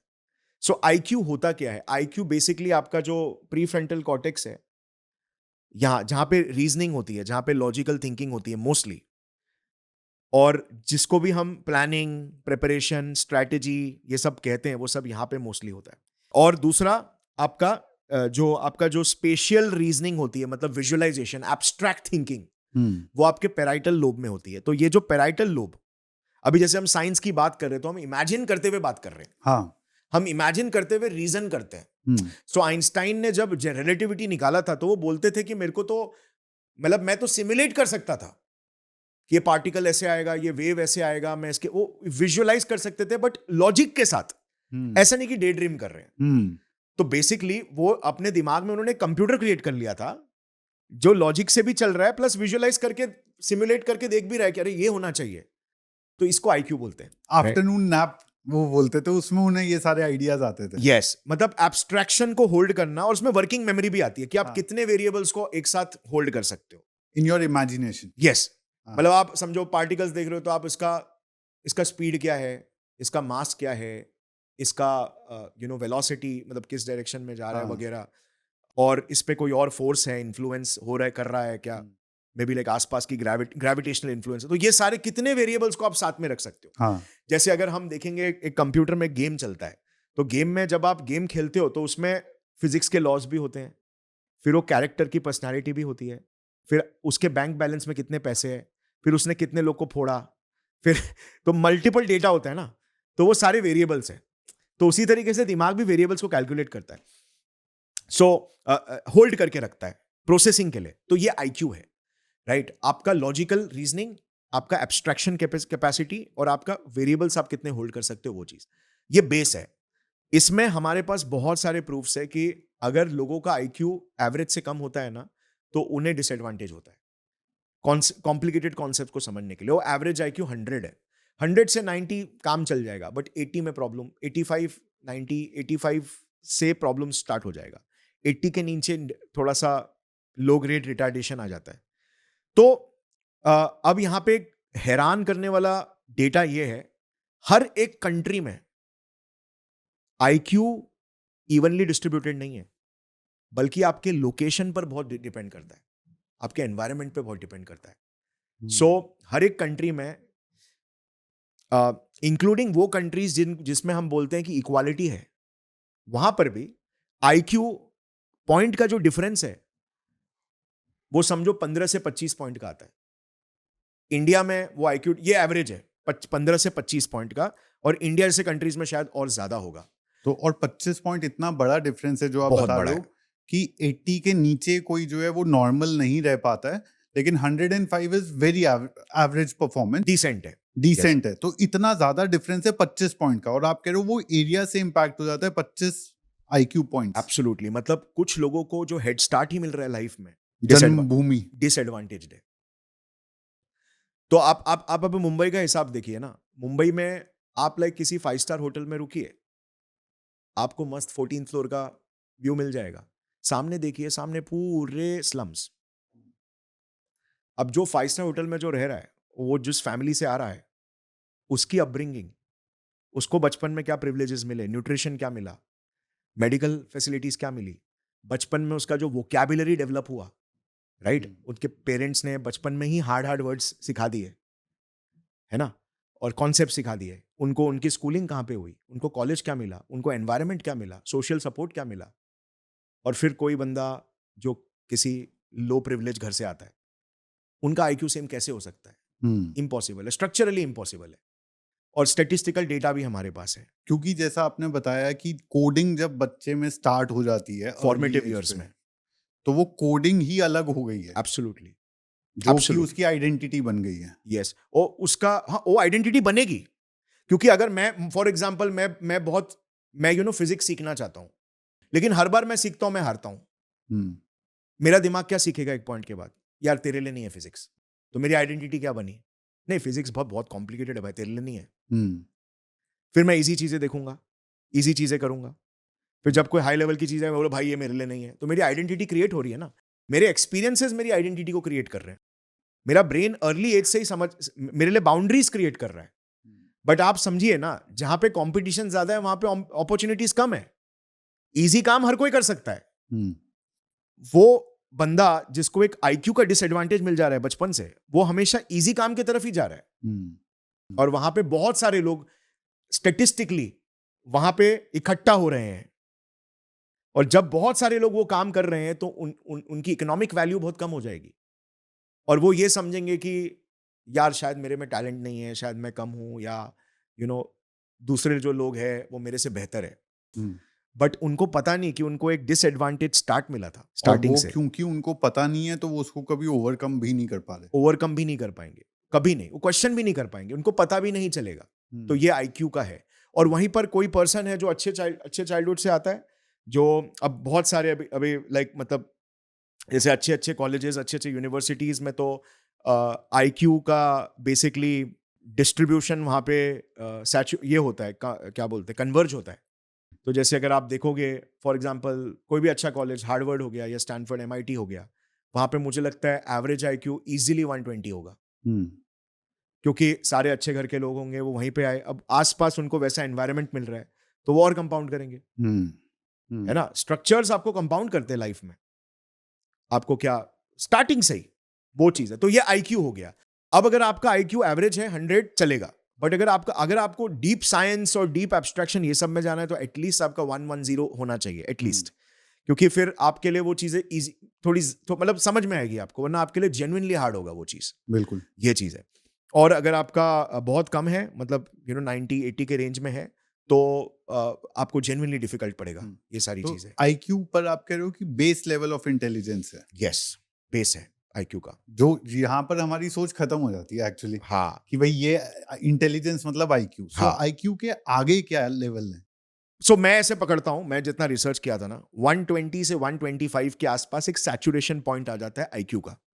उसके आगे आईक्यू आपको ज्यादा बेनिफिट नहीं करेगा जनरल लाइफ के लिए। वहां पे फिर लड़ाई शुरू होती है दूसरे लेवल्स ऑफ इंटेलिजेंस की। सो क्रिएटिव इंटेलिजेंस, ये एक बहुत इंपॉर्टेंट चीज है जो हमारे एजुकेशन सिस्टम में स्ट्रक्चरली गायब कर दी गई है। मतलब आप देखो ना, सारे इन्वेंशन, सारे इनोवेशंस वेस्ट में ही क्यों होते हैं? बिल्कुल। क्यों? क्योंकि उनका उनका इंस्टीट्यूशनल स्ट्रक्चर ही ऐसा है, उनका कल्चर ही ऐसा है कि वो क्रिएटिविटी को बहुत बढ़ावा देता है। राइट? तो इंडिया में क्या होता है, फॉर एग्जाम्पल, क्रिएटिविटी क्या है, पहले क्रिएटिविटी को डिफाइन करते हैं।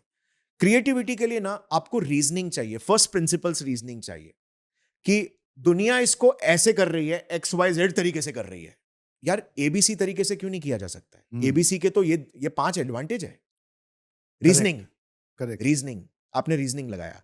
अभी जैसे इलॉन मस्क का एग्जांपल लेते हैं कि दुनिया बोल रही थी कि यार जो स्पेस वाली कंपनी है वो बन नहीं सकती। क्यों? क्योंकि उसमें गवर्नमेंट का बहुत लोचा है और वो बहुत मतलब बहुत महंगे होते हैं, बहुत हैवी इन्वेस्टमेंट है और आप अपना पैसा जला दोगे। और बट उसने फर्स्ट प्रिंसिपल से कैलकुलेट किया, उसने सबसे पहले उसके इकोनॉमिक्स को स्टडी किया। यार एक पार्ट ये 1000 पार्ट है, कितने में निकलते हैं? तो फॉर एग्जाम्पल उसको आंसर आया 10 मिलियन में, $10 मिलियन में। फिर वो देख रहा है बिक रहे कितने में, $50 मिलियन में, $500 मिलियन में बिक रहा है। तो यार मेरे पास इतना मार्जिन ऑफ एरर है। अगर मैं फॉर एग्जाम्पल मैं 5 मिलियन में भी बना रहा हूं और मैं चलो वर्स्ट टू वर्स्ट इसको 10 मिलियन में भी मैं बनाता हूं, सारे चीजें को बचा के अपने पैसे को, तो भी मेरे पास ये इतना बड़ा 50x का मेरे पास वो है, मार्जिन है। तो what is stopping me?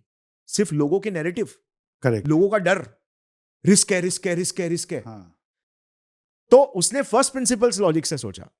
Same चीज उन्होंने इससे भी सोचा, लाइक टेस्ला के उसमें, कि इलेक्ट्रिक कार्स क्यों नहीं यूज हो रही है।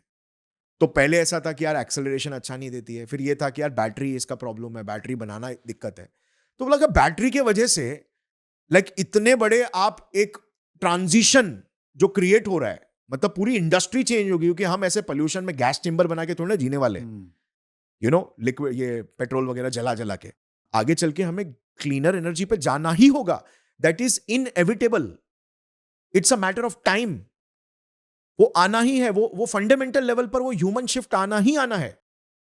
मैं ही वो दरवाजा बनता हूं ना जो लाए। So basically challenging the status quo after looking at all structures, reality का स्ट्रक्चर कैसे इवॉल्व हो रहा है, किस डायरेक्शन में जा रहा है, उसको स्टडी करो और फिर बाद में बोलो यार ये वाला जो इंडस्ट्री है तो गलत जा रहा है, इसको करेक्ट करते हैं। ये सेकंड लेवल ऑफ इंटेलिजेंस है, क्रिएटिव थिंकिंग। हाँ राइट। इसमें जैसे Leonardo da Vinci, absolute genius, मतलब उनकी जो बायोग्राफी है मुझे बहुत इंस्पिरेशनल लगती है, बिकॉज आज तो यार हमें सब बना बनाया मिलता है, हाँ। फिर हम यहाँ पे बैठ के एक्सपर्ट लेवल की, सो कॉल्ड एक्सपर्ट लेवल की बातें करते हैं। बट लियोनार्डो डा विंची के टाइम पे फिजिक्स का कुछ नहीं था, न्यूटन भी नहीं आए थे, राइट। और वो अपने लेवल पर ही वाज एक्सपेरिमेंटिंग एवरीथिंग। यार ये लाइट का वो इनवर्स स्क्वायर लॉ, यार ये लाइट उन्होंने पेंटिंग में करके दिखाया वो चीज कि देखो लाइट कैसे, फुमाटो टेक्निक, ये सब हो गया। फिर उन्होंने एरोडायनामिक्स के स्ट्रक्चर्स क्रिएट किए, उन्होंने हेलीकॉप्टर का स्ट्रक्चर क्रिएट किया, कि मतलब न्यूटन्स लॉ बेसिकली, कि अगर ये स्क्रू, मतलब every action has an equal and opposite reaction. तो वो स्क्रू अगर ऐसे घूम के ऊपर आ रहा है, हाँ, तो ये हवा में भी काम करना वो नीचे भी उसको पुश कर रहा है, मतलब हाँ। अगर मैं इसको ऐसे घुमा रहा हूं तो वो नीचे जा रहा है। तो अगर मैं मीडियम यहाँ पे सॉलिड है, बट अगर यहाँ पे एयर होगा तो मैं घुमाऊंगा तो वो ऊपर आएगा। एयर भी तो एक मीडियम है, मतलब उनको काइंड ऑफ ये भी एक आइडिया था कि एयर एक मीडियम है। हाँ। Right. So true first principles thinking. हाँ, ये चीज है कि वो बहुत स्कैटर्ड थे, उन्होंने बायोलॉजी में फिर लास्ट में बहुत काम किया, बट अगर उनको वो टाइम पे वो इंफ्रा मिला होता तो उन्होंने कितने ही डिस्कवरीज किए होते। So that is one true example of creative thinker, मतलब जो चीजों को ना फंडामेंटली देखता है। बट एजुकेशन सिस्टम हमारा वैसा सिखाता ही नहीं है। मतलब मुझे आप ये सोचिए ना कि बचपन में हम रिवॉर्ड किसके लिए हुए? सही आंसर देने के लिए। Correct. And it was pure memorisation. हमें कभी भी रीजनिंग नहीं पूछा गया, हमें कभी भी ये नहीं पूछा गया कि ये क्वेश्चन एक्चुअली में है क्या, ये आपके लाइफ में कहां पे आता है। आप क्या करो, आप प्रॉब्लम को आइडेंटिफाई करो, मतलब हमें प्रॉब्लम दे दो, फिर हमें खुद सॉल्व करने दो अपना दिमाग लगाकर, तो वहां पे हमारा क्रिएटिव थिंकिंग डेवलप होगा। हिट एंड ट्रायल नहीं बताया गया। यस, हिट एंड ट्रायल, और अपनी रीजनिंग यूज करो, फिर बाद में हमें वो कॉन्सेप्ट समझाओ और बोलो अब ये कॉन्सेप्ट को इंप्लीमेंट करो, ये इस कॉन्सेप्ट की वैल्यू है, अब अपना सोचो। तो काइंड ऑफ उस तरीके, बिकॉज लाइफ में तो ऐसे ही सीखता है ना इंसान। लाइफ में थोड़ी ना, मतलब एक प्रॉब्लम आता है फिर यहां से थियरम निकल के आता है, है ना, अकॉर्डिंग टू पाइथागोरस थ्योरम इस सिचुएशन में आपको ये लगाना है। लाइफ में इंसान हिट एंड ट्रायल करता है, सीखता है, रीजन करता है ना, कॉजल चेन, कॉजालिटी समझता है कि क्या कॉज है इसका, फिर उसको फिक्स करता है।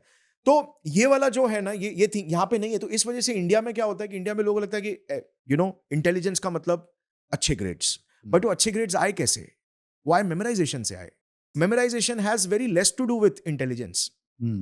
और मैं ये भी देखता हूं कि इंटेलिजेंस इज एक्चुअली, इंटेलिजेंस में नर्वस सिस्टम का बहुत रोल होता है।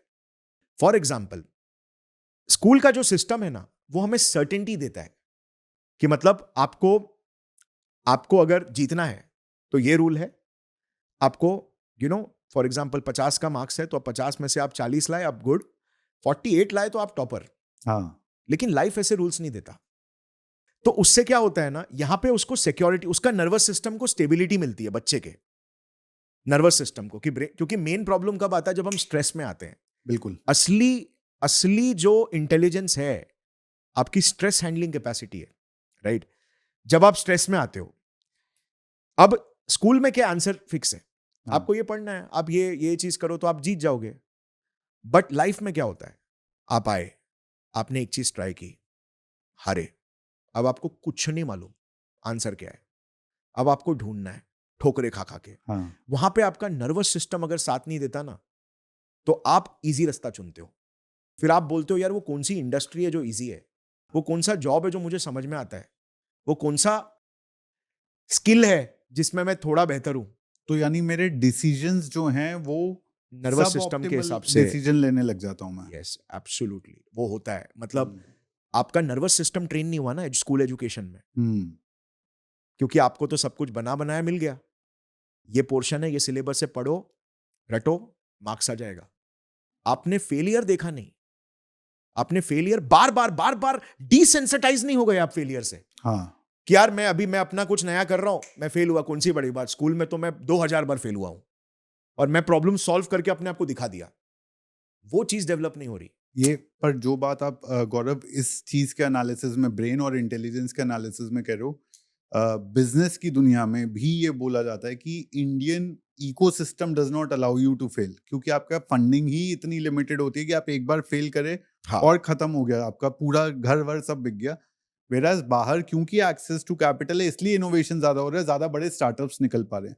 तो फेलियर का रोल बिजनेस एनवायरनमेंट में भी मैक्रो स्केल पे भी दिख रहा है। यस। तो बेसिकली क्या है कि हमारा कल्चर ही ऐसा है ना, मतलब बेसिकली क्या है कि बिजनेस के एनवायरनमेंट में वो जो आप बात कर रहे हो ना, वो हमारा एक कह लो कि एक इकोनॉमिक स्ट्रक्चर है, हाँ एंटरप्रेन्योरियल बिजनेस स्ट्रक्चर हो गया, जिसकी शुरुआत बचपन से ही हो जाती है, हाँ राइट? तो सबसे पहली बात तो लाइक आपको अगर पैसा मिला, बट फिर भी लाइक बिजनेस के तरफ ना नेचुरली सिलेक्ट होकर वही लोग आते हैं जो रिस्क टेक कर सकते हैं करेक्ट ज्यादा। करेक्ट। आप एंटरप्रेन्योर्स को देखोगे, वो यूजुअली वही होते हैं जिनका नर्वस सिस्टम थोड़ा होता ही अलग, रिस्क लेते हैं ना, थोड़ा लेके देखते हैं, करेंगे, ट्राई करेंगे, वो अलग ब्रीड होती है। हर कोई इंसान एंटरप्रेन्योर नहीं होता, एंटरप्रेन्योर मटेरियल नहीं होता, बिल्कुल राइट? तो वो सिलेक्ट होकर ही आ रहे हैं, रिस्क टेकर्स। अब वहां पर अगर उनको फंडिंग मिले तो वो उसका बेस्ट यूज कर सकते हैं, बिल्कुल।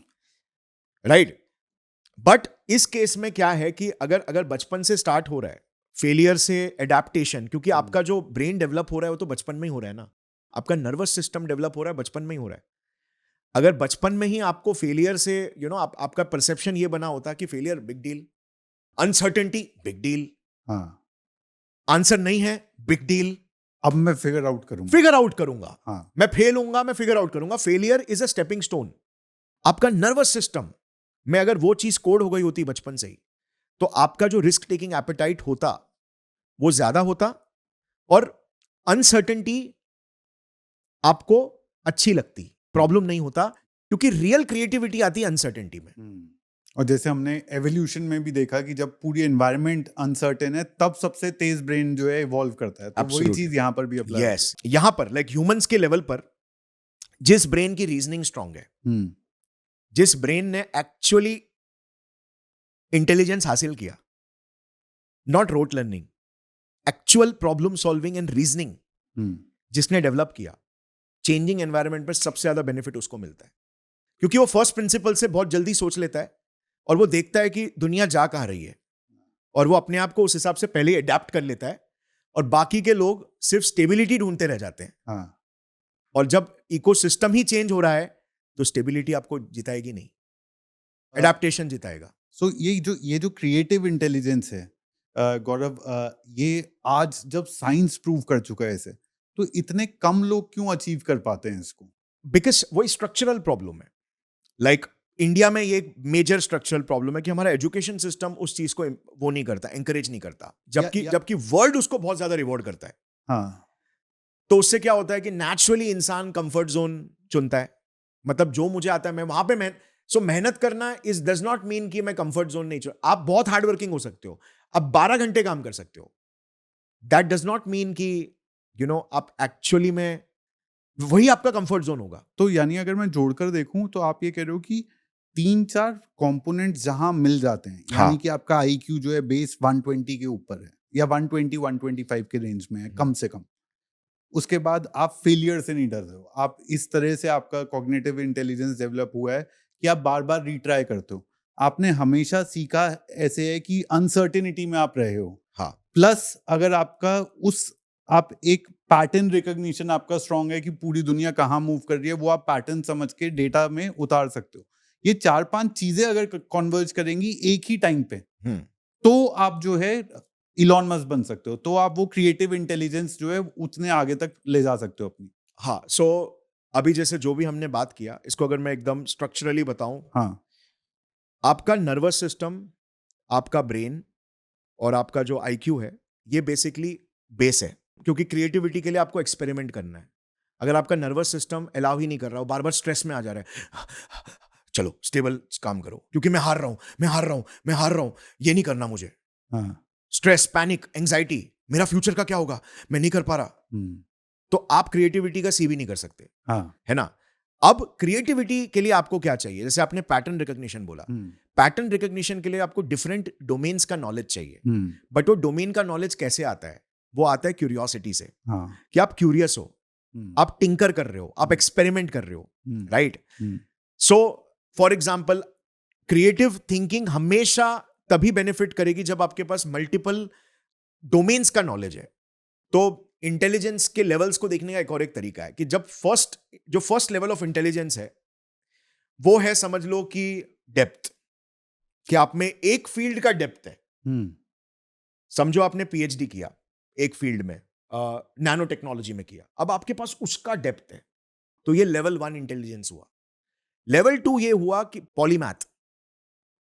पॉलीमैथ मतलब उसके पास अभी नैनो टेक्नोलॉजी का भी डेप्थ है, अब उसके पास मैनेजमेंट का भी डेप्थ है, कि मैनेजमेंट साइकोलॉजी का भी डेप्थ है, अब उसके पास मे बी कंप्यूटर साइंस का भी डेप्थ है.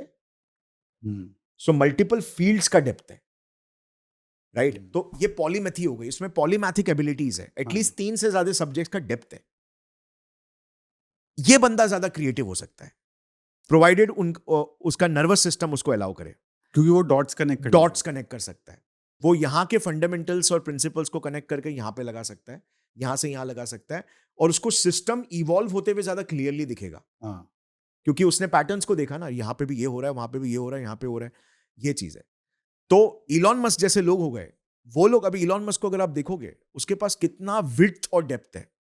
मतलब मुझे तो ऐसा लगता है कि इलॉन मस्क के लिए पूरी दुनिया is like a list of like 10 laws, hmm. Right. मतलब ये 10 लॉज हैं, ये पूरी दुनिया को चलाते हैं.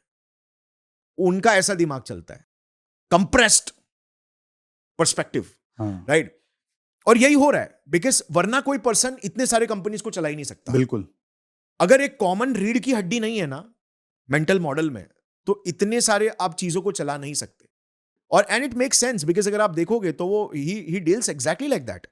यहां पे क्या प्रॉब्लम आई स्पेस टेक्नोलॉजी में, यहां पे आई, चलो टेस्ला के इस इंजीनियर को बुलाओ, यहां पे सॉल्व कराओ. हाँ. न्यूरालिंक पे जो एआई, पहले न्यूरालिंक में जो एआई इंटरफेस है, मैं एक्स एआई को मैंने एक्स एआई को ट्रेन करूंगा, न्यूरालिंक में भी वही यूज होगा, मेरे ऑटोमेटेड रोबोट्स के लिए भी वही होगा, टेस्ला के कार्स में जो ऑटोमेटेड ड्राइविंग है उसके लिए भी यही यूज होगा. मतलब he is looking at things not from the industry logic, he is looking at things from the first principles logic. अरे बट ये तो कार इंडस्ट्री से थोड़ी, तो रॉकेट इंडस्ट्री है, तो कार इंडस्ट्री से कैसे लाऊं. भाई इसने किया, ये सबसे बड़ा प्रॉब्लम सॉल्वर है. He will figure it out, give him 6 months and he will figure it out. तो उनका जो दुनिया देखने का नजरिया, it is very first principles, right. तो इस वजह से क्या होता है कि वो 8-10 स्ट्रॉन्ग लॉज है वो, और ये बेसिकली इंटेलिजेंस का हायर लेवल है. पॉलीमैथी डेवलप हुई, फिर नेक्स्ट स्टेज है एक्यूरेट मेंटल मॉडल्स. लाइक आपका जो रियलिटी को देखने का नजरिया है वो अब ज्यादा सटीक है, क्योंकि रियलिटी को तो हर कोई देखता है, बट कोई रियलिटी को गलत इंटरप्रेट करता है, कोई अपने बायसेस से देख रहा होता है, कोई अपने ईगो से देख रहा होता है, और कोई साइंटिफिकली देख रहा होता है. मेरा इमोशन बोल रहा है प्रॉब्लम एक्स है, लेकिन मैं इमोशन की नहीं सुनूंगा, मैं लॉजिक की सुनूंगा. लॉजिक बोल रहा है प्रॉब्लम वाई है, बॉटलनेक वाई है, उस पे मैं फोकस करूंगा. Mental models, yes. तो जो मेंटल मॉडल्स साइंटिफिक होते हैं ना, लोग क्या कह रहे हैं कुछ फर्क नहीं पड़ता उनको, क्योंकि उनको पता है लोग तो वैसे ही गलत है. इमोशन क्या बोल रहा है उनको उससे भी फर्क नहीं पड़ता, क्योंकि उनको मालूम है इमोशन तो एक प्रेडिक्टिव सॉफ्टवेयर है जो अभी आज के दुनिया में कुछ ज्यादा वैल्यू रखता नहीं है, क्योंकि हम सवानाज में नहीं रह रहे, राइट. तो वो हमेशा साइंटिफिक मॉडल्स और जो स्ट्रॉन्गेस्ट प्रेडिक्टिव मॉडल्स है दुनिया को देखने का, के मॉडल्स, उसको यूटिलाइज करेगा. तो ये थर्ड लेवल हो गया. और फोर्थ लेवल इज विजनरी. तो जब ये सारे मेंटल मॉडल्स कंबाइन होते हैं, आप ऑटोमेटिकली विजनरी बन जाते हैं. यानी IQ, EQ plus modelling and fourth is visionary. Yes. But ये एक दूसरा लेवल्स ऑफ इंटेलिजेंस है आप उसको ऐसे देख सकते हो। एक दूसरा मॉडल है जो मैंने बनाया था मॉडल, ये आई थिंक मैंने कहीं पे पढ़ा था, हाँ बट ये जो मैंने मॉडल बनाया था उस पर मैंने ऐसे रखा था: IQ, creative intelligence, executive intelligence. Executive intelligence third level है, वो बहुत इंपॉर्टेंट है, हम्म, बिकॉज ये वही होता है ना कि आ, मुझे तो सब पता है, मैं तो हम्म, लाइफ में आगे बढ़ जाऊंगा, हम्म, मुझे तो सब पता है, मैं प्रॉब्लम सॉल्व कर लूंगा। जब एक्चुअल प्रॉब्लम सॉल्व करते हो, मैं क्या करूं, यस, ये इंस्टाग्राम मुझे डिस्टर्ब कर रहा है, मैं क्या करूं, मेरे दोस्त का प्रॉब्लम हो गया, मैं क्या करूं, मेरी मम्मी मुझे काम करने नहीं दे रही, मैं क्या करूं, मैं बैठ रहा हूं लेकिन मेरा दिमाग फोकस नहीं लग रहा, हम्म, मैं एक दिन काम करता हूं, 2 दिन नहीं करता हूं, 4 दिन करता हूं, 5वें दिन। एग्जीक्यूटिव इंटेलिजेंस, रिजल्ट क्रिएट होता है एक्शन से, और एक्शन को एग्जीक्यूट करने के लिए आप में एग्जीक्यूटिव इंटेलिजेंस होना चाहिए। दूसरी चीज, आज के जमाने में देखना, इंसान फेल होगा आइडियाज की वजह से नहीं, एग्जीक्यूशन की वजह से, क्योंकि ऑप्शंस इतने सारे। आइडिया क्या, चैट जीपीटी आपको आइडिया दे देगा, बिल्कुल, लिटरली ऐसे वेबसाइट्स है जो बता रहे हैं मार्केट में ये चीज की प्रॉब्लम है, हाँ, कस्टमर का ये प्रॉब्लम है, स्किल्स में ये चीजें लैकिंग है, आपको आंख बंद करके डेटा मिल जाएगा, बिल्कुल, बट आप एग्जीक्यूट कैसे करोगे? हम्म, सो दिमाग में एग्जीक्यूटिव इंटेलिजेंस कैसे प्ले करता है? आपका आपका एक पार्ट होता है एंटीरियर दिमाग में, एंटीरियर सिंगुलेट कॉर्टेक्स करके। ओके, तो ये वाला जो पार्ट है ना, ये विल पावर को स्टोर करता है, मतलब ये ब्लॉक करता है हम्म, मीडियल प्रीफ्रंटल कॉर्टेक्स, जो इमोशंस को भी साइड करेगा और आपको आपके फोकस पे से डिस्ट्रैक्ट नहीं करेगा। भाई ये अर्जुन की आंख है, ये हटाओ, इंपल्सेस को ब्लॉक करो, रुक जा, तूने इंस्टाग्राम नहीं हाथ लगाना है, तुझे जंक फूड नहीं खाना है, तुझे 2 घंटा और डीप वर्क करना है। तो आपके दिमाग का स्ट्रक्चरल बनावट वैसी होनी चाहिए हम्म, कि जिसमें आपका एग्जीक्यूटिव इंटेलिजेंस हाई हो। और एग्जीक्यूटिव इंटेलिजेंस की सबसे अच्छी बात है, it is like a muscle, hmm, जितना ट्रेन करोगे उतना स्ट्रांग होगा। हालांकि बचपन में आईक्यू के साथ उसका 35-40% डेवलप हो जाता है। हाँ, तो बचपन में जो लोगों ने स्पोर्ट्स अच्छे खेले हैं, स्पोर्ट्स का बहुत अच्छा कोरिलेशन है। तो जिन जिन जिन जिनके भी बच्चे हैं या जो प्लान कर रहे हैं बच्चे, तो बच्चों को स्पोर्ट्स बहुत खिलाओ, क्योंकि स्पोर्ट्स से आपका बहुत एग्जीक्यूटिव इंटेलिजेंस डेवलप होता है, आपके ब्रेन के सर्किट्स, क्योंकि क्विक डिसीजंस ले रहे हो क्विक आप, डिसीजन मेकिंग, इंपल्स कंट्रोल। हम्म, हम्म, एक गेम पे मुझे लगना है, फोकस, फोकस हटी, हार गए, तो आपका कॉन्स्टेंटली, और आपके ब्रेन के कुछ सर्किट्स है जो आईक्यू की तरह ही उस टाइम पे डेवलप हो जाते हैं, फिर वो हाँ, ज्यादा चेंज नहीं होते, हाँ, फिर वो बस आप उसके लिमिट तक पहुंच सकते हो, बट हाँ, आप उसको इंक्रीज नहीं कर सकते। बाय द वे, आईक्यू को भी आप इंक्रीज नहीं कर सकते, हम्म, आईक्यू को आप थोड़ा बहुत इंप्रूव कर सकते हो वो स्पेसिफिक टास्क के लिए, काम के लिए, बट ओवरऑल जनरल इंटेलिजेंस है आपका, वो इंक्रीज नहीं होता। हाँ, जितने भी साइंटिफिक प्रूफ्स अभी भी मिले हैं, तो वो लोग जो क्लेम करते हैं कि ये दवा खा लो, ये सप्लीमेंट खा लो, ये गेम ये गेम खेल लो, ये वीडियो देख लो, उससे आईक्यू नहीं बढ़ता। आईक्यू, क्योंकि एक कॉग्निटिव, मतलब आप स्ट्रक्चरली भी आप देखोगे तो वहां पे जो आपके वाइट मैटर की डेंसिटी है, ये सारी चीजें, बहुत सारी चीजें हैं जो सर्किट में इंक्रीज नहीं होती। हाँ, फोर्थ लेवल हाँ, जो आया, वो है, वो यहां से स्टार्ट हो जाता है थोड़ा higher level of intelligence, metacognition. Metacognitive intelligence का मतलब ये होता है कि सबसे पहले खुद को सीरियसली नहीं लेना, क्योंकि आप खुद कोई महाज्ञानी प्राणी नहीं हो, आप एक बायोलॉजिकल सिस्टम हो जिसपे कोड चल रहा है, और वो कोड को आप नहीं समझोगे तो आप कोड की डिबगिंग भी नहीं कर पाओगे जब बिल्कुल, उसमें वायरस आ गया तो। हम्म, तो मेटाकॉग्निटिव इंटेलिजेंस का मतलब ये होता है कि आप अपने आप को एज अ थर्ड पर्सन देख रहे हो, आप अपने ईगो के साथ अटैच नहीं हो रहे, आप अपनी आइडेंटिटी के साथ अटैच नहीं हो रहे, जो आपका ब्रेन डेस्परेटली चाहता है। हाँ, ब्रेन के लिए, ब्रेन के लॉजिक के हिसाब से identity is equal to survival, yes, but universe के लॉजिक के हिसाब से adaptation is equal to survival. और एडेप्ट होने के लिए जरूरत पड़ने पर आपको अपनी आइडेंटिटी को इवॉल्व करने आना चाहिए। सो मेटाकॉग्निटिव, जिस जिस इंसान का मेटाकॉग्निशन स्ट्रांग है, वो अपने आप को देखेगा, एक सेकेंड, तू जब भी काम करने बैठता है ना, तो क्या होता है कि तू 3-4 लोगों से बात करके कोऑर्डिनेशन स्टार्ट कर लेता है, बट तेरा जो काम है वो डीप वर्क है। जब तू कोऑर्डिनेशन स्टार्ट करता है तो तू इंस्टेंट डोपामिन मोड में आ जाता है, तेरा नर्वस सिस्टम रिएक्ट करने लगता है, फिर डीप वर्क में जाने के लिए तेरे को 30-40 मिनट्स लगते हैं, तो तेरा 30-40 मिनट्स एवरी टाइम वेस्ट होता है, और कभी कभार तो तू डीप वर्क में जा भी नहीं पाता है। तो ऐसा कर, कुछ एक ऐसा टाइम चुन जहां पे कोई तेरे को डिस्टर्ब नहीं करे, या अपने फोन को साइड में रख ले, स्ट्रक्चर इस तरीके से क्रिएट कर अपने वर्क का कि वो प्रॉब्लम सॉल्व हो। हम्म, जब तू जीतने लगता है तू ओवर कॉन्फिडेंट हो जाता है, तुझे लगता है कि तो तेरे में ईगो आने लगता है। तू जब किसी से बात करता है, तेरा आइडिया बहुत स्ट्रांग होता है, सामने वाला काउंटर करता है, तो तू आइडिया को प्रोटेक्ट करने लगता है। तो ये चीज अगर तेरा आइडिया वीक रहा तो, और तू उसको ईगो से प्रोटेक्ट कर रहा है, तो तू फेल होगा। हाँ, सो ये मेटाकॉग्निटिव कि आप अपने अपने हैबिट लूप्स को देखो, अपने ईगो लूप्स को देखो, अपने बायस लूप्स को देखो। यार हो सकता है कि मैं अपने बायस से सोच रहा हूं।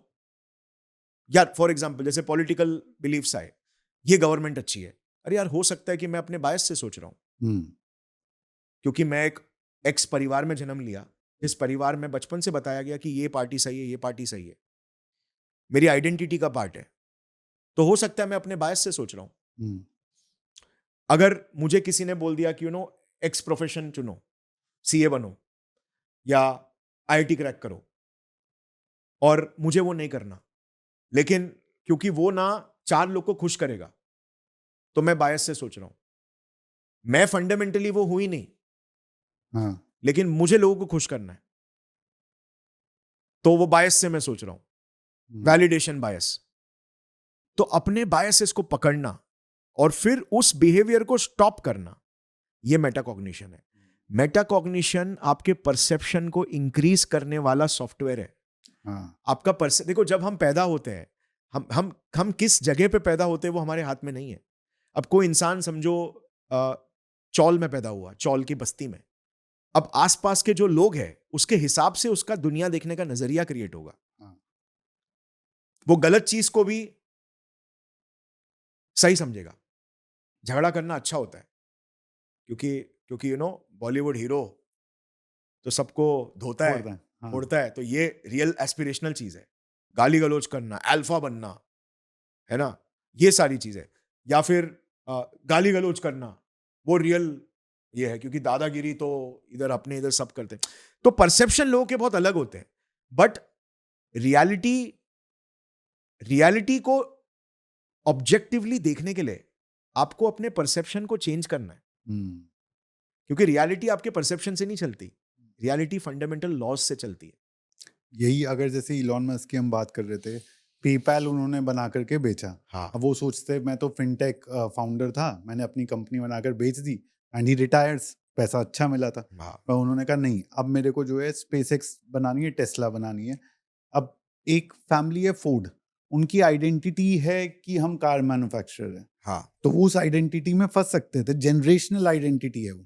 बट उन्होंने कहा नहीं, टेस्ला मैं बना रहा हूँ बट मेरे को स्पेसएक्स भी बनानी है, तो दोबारा आइडेंटिटी शिफ्ट करा। हाँ, ये अच्छा चल रहा था, 2008 के बाद अच्छे चलने लग गए थे दोनों कंपनी। हाँ, फिर उन्होंने कहा नहीं, ये सब ठीक है, मेरे को न्यूरल लिंक बनाना है, मेरे को ब्रेन के उसमें भी जाना है। हाँ, फिर ट्विटर भी, ग्रॉक, जो अब हाँ, ग्रॉक है या ट्विटर है या XAI, एक्स है, विच इज कम्प्लीटली डिफरेंट। कोई कोई मार्क जकरबर्ग है जो जिंदगी भर एक सोशल मीडिया फाउंडर बन करके आ रहा है। यस। तो तो यानी उन्होंने जो अपने आप कह रहे हो, बॉक्स में ट्रैप नहीं किया खुद को। हाँ, बार बार अपनी आइडेंटिटी चेंज करी। यस, यस, हम्म, ये चीज इंपॉर्टेंट है, क्योंकि अगर और आज के जमाने तो में एक्सट्रीमली इंपॉर्टेंट है, बिकॉज आज के जमाने में दुनिया कितने जल्दी बदल रही है। आप अगर अपने आइडेंटिटी को स्टिक होगे, जैसे फॉर एग्जाम्पल, नहीं मैं तो यार ओल्ड जनरेशन का राइटर हूं, हाँ, मैं तो ये एआई यूज नहीं करता, शी, ऐसे लॉजिक से कंपनीज तबाह हो गई। ब्लॉकबस्टर को नेटफ्लिक्स ने रिप्लेस कर दिया, यस, वॉलमार्ट को ऑनलाइन में amazon ने रिप्लेस कर दिया, right. So kind of like परिवर्तन ही जीवन है। भगवान है। तो अगर अगर गौरव, ये मेरे को अब ये समझ में आ गया कि इंटेलिजेंस का हाईएस्ट लेवल जो है वो अडॉप्शन पे आता है। अब अगर मेटाकॉग्निशन से ऊपर हाँ, एडेप्टिव इंटेलिजेंस। उसमें और मेटाकॉग्निशन में क्या फर्क है? हाँ, सो मेटाकॉग्निशन से आप रियलाइज कर सकते हो, ये मेरे में ये बुरी आदत है, मेरा ये हैबिट लूप गलत है, मेरा ये थिंकिंग लूप एंजाइटी क्रिएट करता है ना, मैं इस दोस्त के साथ दोस्ती करता हूं, ये सही बंदा नहीं है। लेकिन फिर क्या आप एडेप्ट कर पा रहे हो हम्म, न्यू रियलिटी पे? हम्म, अभी से मैं क्या करूंगा, अभी से मैं इस चीज को अवॉइड करूंगा और मैं करके दिखाऊंगा, इवॉल्व एक्चुअली में करना। सो इलॉन मस्क ने सिर्फ बात नहीं की कि अरे बैठ के अरे स्पेस कंपनी खोलेंगे, ये करेंगे, कार बनाएंगे, मजा आएगा बहुत। हम्म, वो एक्चुअली में करके दिखाया, एडेप्ट। करेक्ट।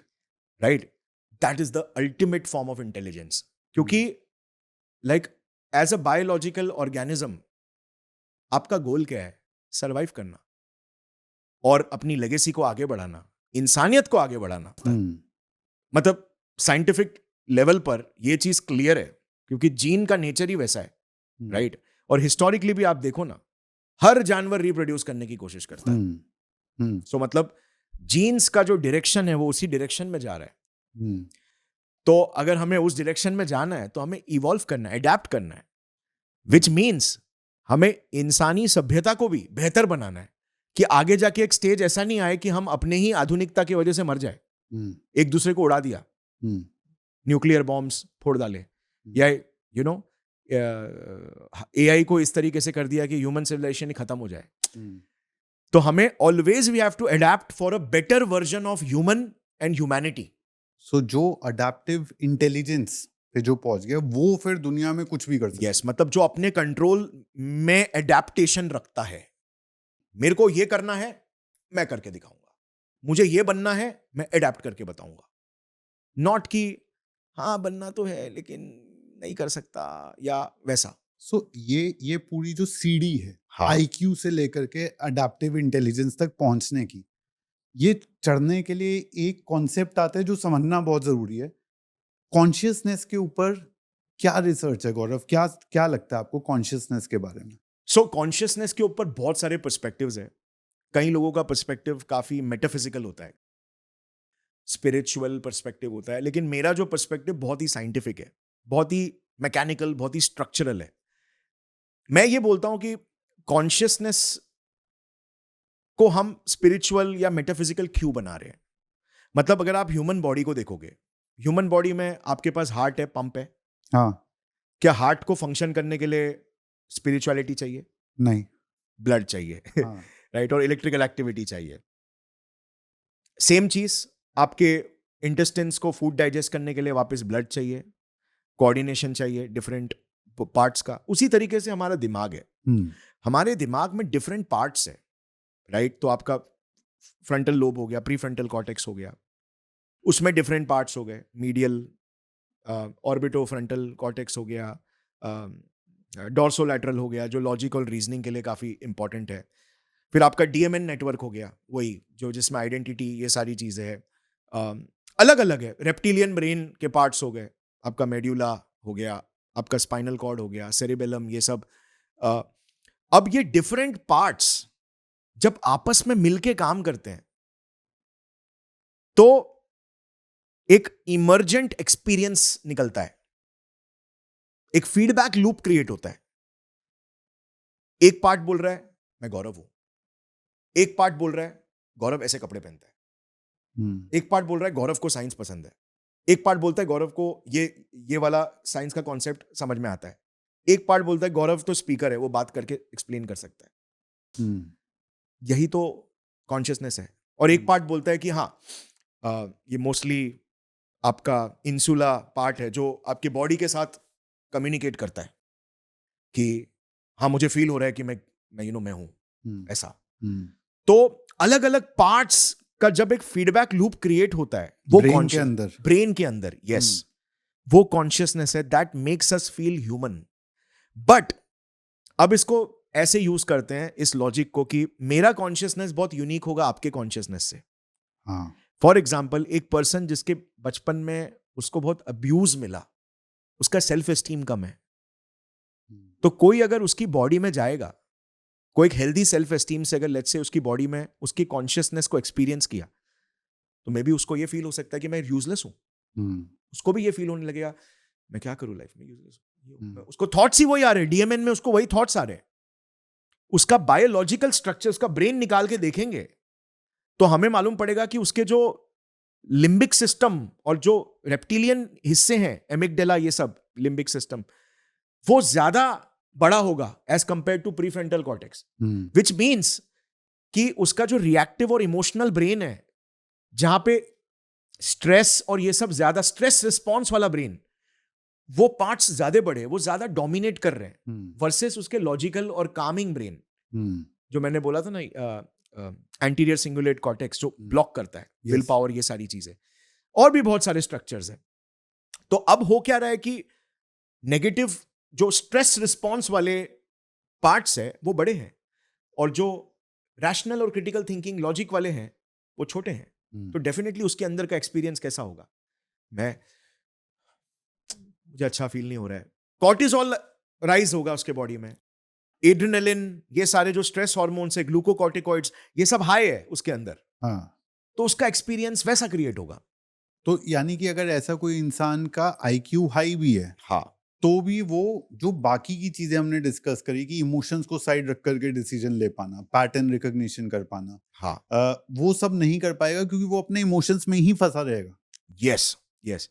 और लाइक लेट्स से कि इस पर्सन को हम नाम देते हैं, इसका नाम राहुल है। हाँ, अगर रोहित, जो कि एक हाई सेल्फ एस्टीम वाला इंसान है, वो टेलीपोर्ट करता है राहुल की बॉडी में, उसके कॉन्शियसनेस को एक्सपीरियंस करता है, और रोहित बोलेगा यार बहुत, मतलब एकदम ऐसा फील हो रहा था कि मतलब मैं कुछ करने का कुछ मोटिवेशन ही फील नहीं हो रहा था।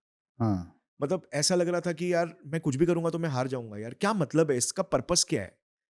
फिर टेलीपोर्ट होके वो अपने इसमें आएगा, वो बोलेगा यार ये करते हैं, वो करते हैं, ये करना है, वो करना है। तो एग्जीक्यूटिव इंटेलिजेंस। नहीं, कॉन्शियसनेस का डिफरेंट एक्सपीरियंस, हाँ, हाँ, राइट। और एग्जीक्यूटिव इंटेलिजेंस भी पार्ट है, मतलब पार्ट वो है। ब्रेन का पूरा पार्ट है ना। सो इस मतलब मेरा कहने का पॉइंट ये है कि हाँ, राहुल के ब्रेन का आर्किटेक्चर हाँ, उसका सब्जेक्टिव कॉन्शियसनेस क्रिएट कर रहा है, हम्म, और रोहित के ब्रेन का आर्किटेक्चर रोहित का सब्जेक्टिव कॉन्शियसनेस क्रिएट कर रहा है। रोहित अगर टेलीपोर्ट करता है राहुल के बॉडी के अंदर, और उसको कोई माइक लगा के पूछते आपने कैसा फील किया, तो बोलेगा यार मेरे अंदर मैं एक्शन ही नहीं ले पा रहा था, मतलब मुझे ऐसा लग रहा था मैं एक ही जगह पे बैठे रहूं, क्योंकि पॉइंट क्या है, हाँ, मतलब कुछ मतलब ही नहीं है, क्योंकि डोपामीन ही फील नहीं हो रहा उसको, राइट। और मुझे बार बार ऐसा फील होता है मैं हार जाऊंगा, लाइफ का पर्पस क्या है, लाइफ में बहुत नेगेटिविटी है, बहुत नीरस फील हो रहा था। हाँ, और वहीं पे ये पर्सन यहाँ पे टेलीपोर्ट करेगा तो बोलेगा कि यार मुझे ऐसा फील हो रहा था कि मैं भी ये एक्शन लूं, वो एक्शन लूं, है ना, मेरा मेरा लिमिट यहाँ है, मुझे यहाँ तक पहुंचना है ना, फेलियर कोई बात नहीं, आगे बढ़ेंगे। एक मुझे एक फाइटर वाला स्पिरिट फील हो रहा था। तो पूरी दुनिया की रियलिटी ही बदल गई कॉन्शियसनेस के हिसाब से। और डबल स्लिट एक्सपेरिमेंट में भी यही चीज के हमें अंश दिखे थे। कैसे? जैसे आपने डबल स्लिट एक्सपेरिमेंट में उनका बीच का पार्ट काट दिया, जो नर्व्स का गुच्छा है, अब वो पर्सन का कॉन्शियसनेस चेंज हो गया, उसकी आइडेंटिटी चेंज हो गई, है ना। मतलब अगर एक हाथ उसका हिल रहा है और वो उसको कंट्रोल नहीं कर पा रहा है, तो कॉन्शियसनेस चेंज हुआ ना। हाँ, अगर अगर हाँ, उस एक चीज ये भी हो गया था कि जैसे फॉर एग्जांपल कोई ऑब्जेक्ट दिखाया जा रहा है और उसको बोला जा रहा है आपको क्या दिख रहा है, तो बोल रहा है मुझे दिख रहा है डॉग, और उसको उसको डॉग कहीं पे वर्ड में पहले दिखाया गया था। हाँ, तो तो मतलब इट्स अ फीडबैक लूप। देखो तो कॉन्शियसनेस क्या फीडबैक लूप है मालूम है? एनवायरमेंट, आपके ब्रेन के पार्ट्स के मिश्रण, ब्रेन एनवायरमेंट इंटरैक्शन का फीडबैक लूप है। दो Consciousness. रियलिटीज जहां से हमने स्टार्ट करा था। यस, यस, दो रियलिटीज का फीडबैक लूप इज कॉन्शियसनेस, और एक्चुअली में एडेप्टिव इंटेलिजेंस भी वही है, right. Adaptive intelligence is not just you, it is how you adapt to the environment. So उसके लिए एनवायरमेंट एक बहुत इंपॉर्टेंट वेरिएबल है। मतलब शायद से आपको आपका एनवायरमेंट भी चेंज करना पड़ेगा अगर आपको अडेप्ट करना है तो यानी कि जो हमारे अंदर की रियलिटी है और जो यूनिवर्सल रियलिटी है, हाँ, वो दोनों के कन्वर्जेंस किस तरीके से हो रहा है, ये डिटरमिन करेगा कि आप लाइफ में क्या कर पाते हो और क्या नहीं कर पाते हो। एब्सोल्युटली। और आप अडेप्ट कर पाते हो कि नहीं। मतलब जैसे मैं एक फॉर एग्जांपल दूंगा, जैसे समझो कि आपका जन्म एक नॉन प्रिविलेज्ड घर में हुआ, चौल में आपने जन्म लिया, आपको लाइफ में कुछ करना है। अब जब तक आप अपना एनवायरनमेंट चेंज नहीं करोगे, मतलब आप खेलोगे कूदोगे गलत दोस्तों के साथ, आप गलत मूवीज देखोगे, आप गलत चीजें करोगे, तो आपकी रियलिटी क्या निकलेगी? क्योंकि आपका ब्रेन उन्हीं पैटर्न्स पे फीड हो रहा है, उसका परसेप्शन वही बन रहा है, उसका कॉन्शियसनेस वही बन रहा है, और फिर आप उस डायरेक्शन में और ज्यादा पुल होगे, और फिर आप धीरे धीरे जाके वहां पे कंपाउंड करोगे। वर्सेस उसको अडेप्ट करना है, उसको एनवायरनमेंट से स्टार्ट करना पड़ेगा। वो बोलेगा ये 4 दोस्त खराब है, मेरी लाइफ से निकलेंगे, ये 4 किताब जो बेस्ट ब्रेन्स ने लिखी है मैं उनकी पढ़ूंगा। उसके एनवायरनमेंट चेंज होना स्टार्ट हो गया। क्योंकि आप ये समझिए ना, adaptive intelligence is not just you, it is you with respect to environment. Yes, मतलब there is no polar bear without north pole. Correct, polar bear can't exist without north pole. Yes, yes, तो हम ये नहीं बोल सकते कि polar bear की वजह से पोलर बेयर है। पोलर बेयर नॉर्थ पोल की वजह से पोलर बेयर है।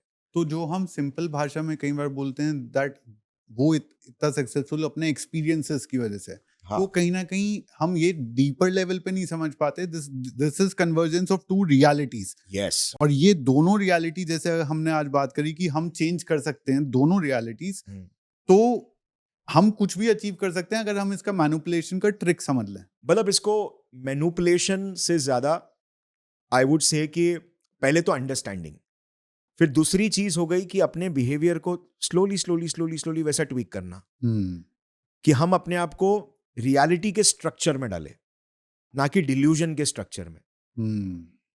क्योंकि लाइफ में समझो कि हमारी लाइफ तो आगे बढ़ रही है, एक जो डिल्यूजन का रास्ता है वो भी आगे बढ़ेगा, लेकिन वो हमें कहीं पे लेके नहीं जाएगा, कंपाउंड नहीं करेगा।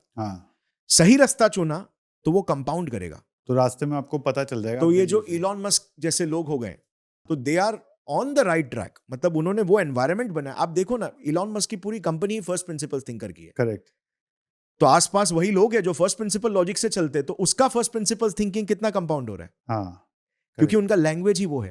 अगर आप और मैं रोज हिंदी में बात करेंगे तो हमारी हिंदी अच्छी होगी ना। तो उन लोग आसपास लोग ही है जो फर्स्ट प्रिंसिपल्स में बात कर रहे हैं। क्रिएटिव उनकी लैंग्वेज ही क्रिएटिविटी है। Correct, correct. तो उस जगह पे जो बंदा है उसके लिए क्रिएटिविटी बहुत नेचुरल है, वर्सेस कोई पर्सन जो एक ऐसे जगह पे पैदा होता है जहां पे पूरा जहां पे सोसाइटी सेट करती है कि क्या होना चाहिए।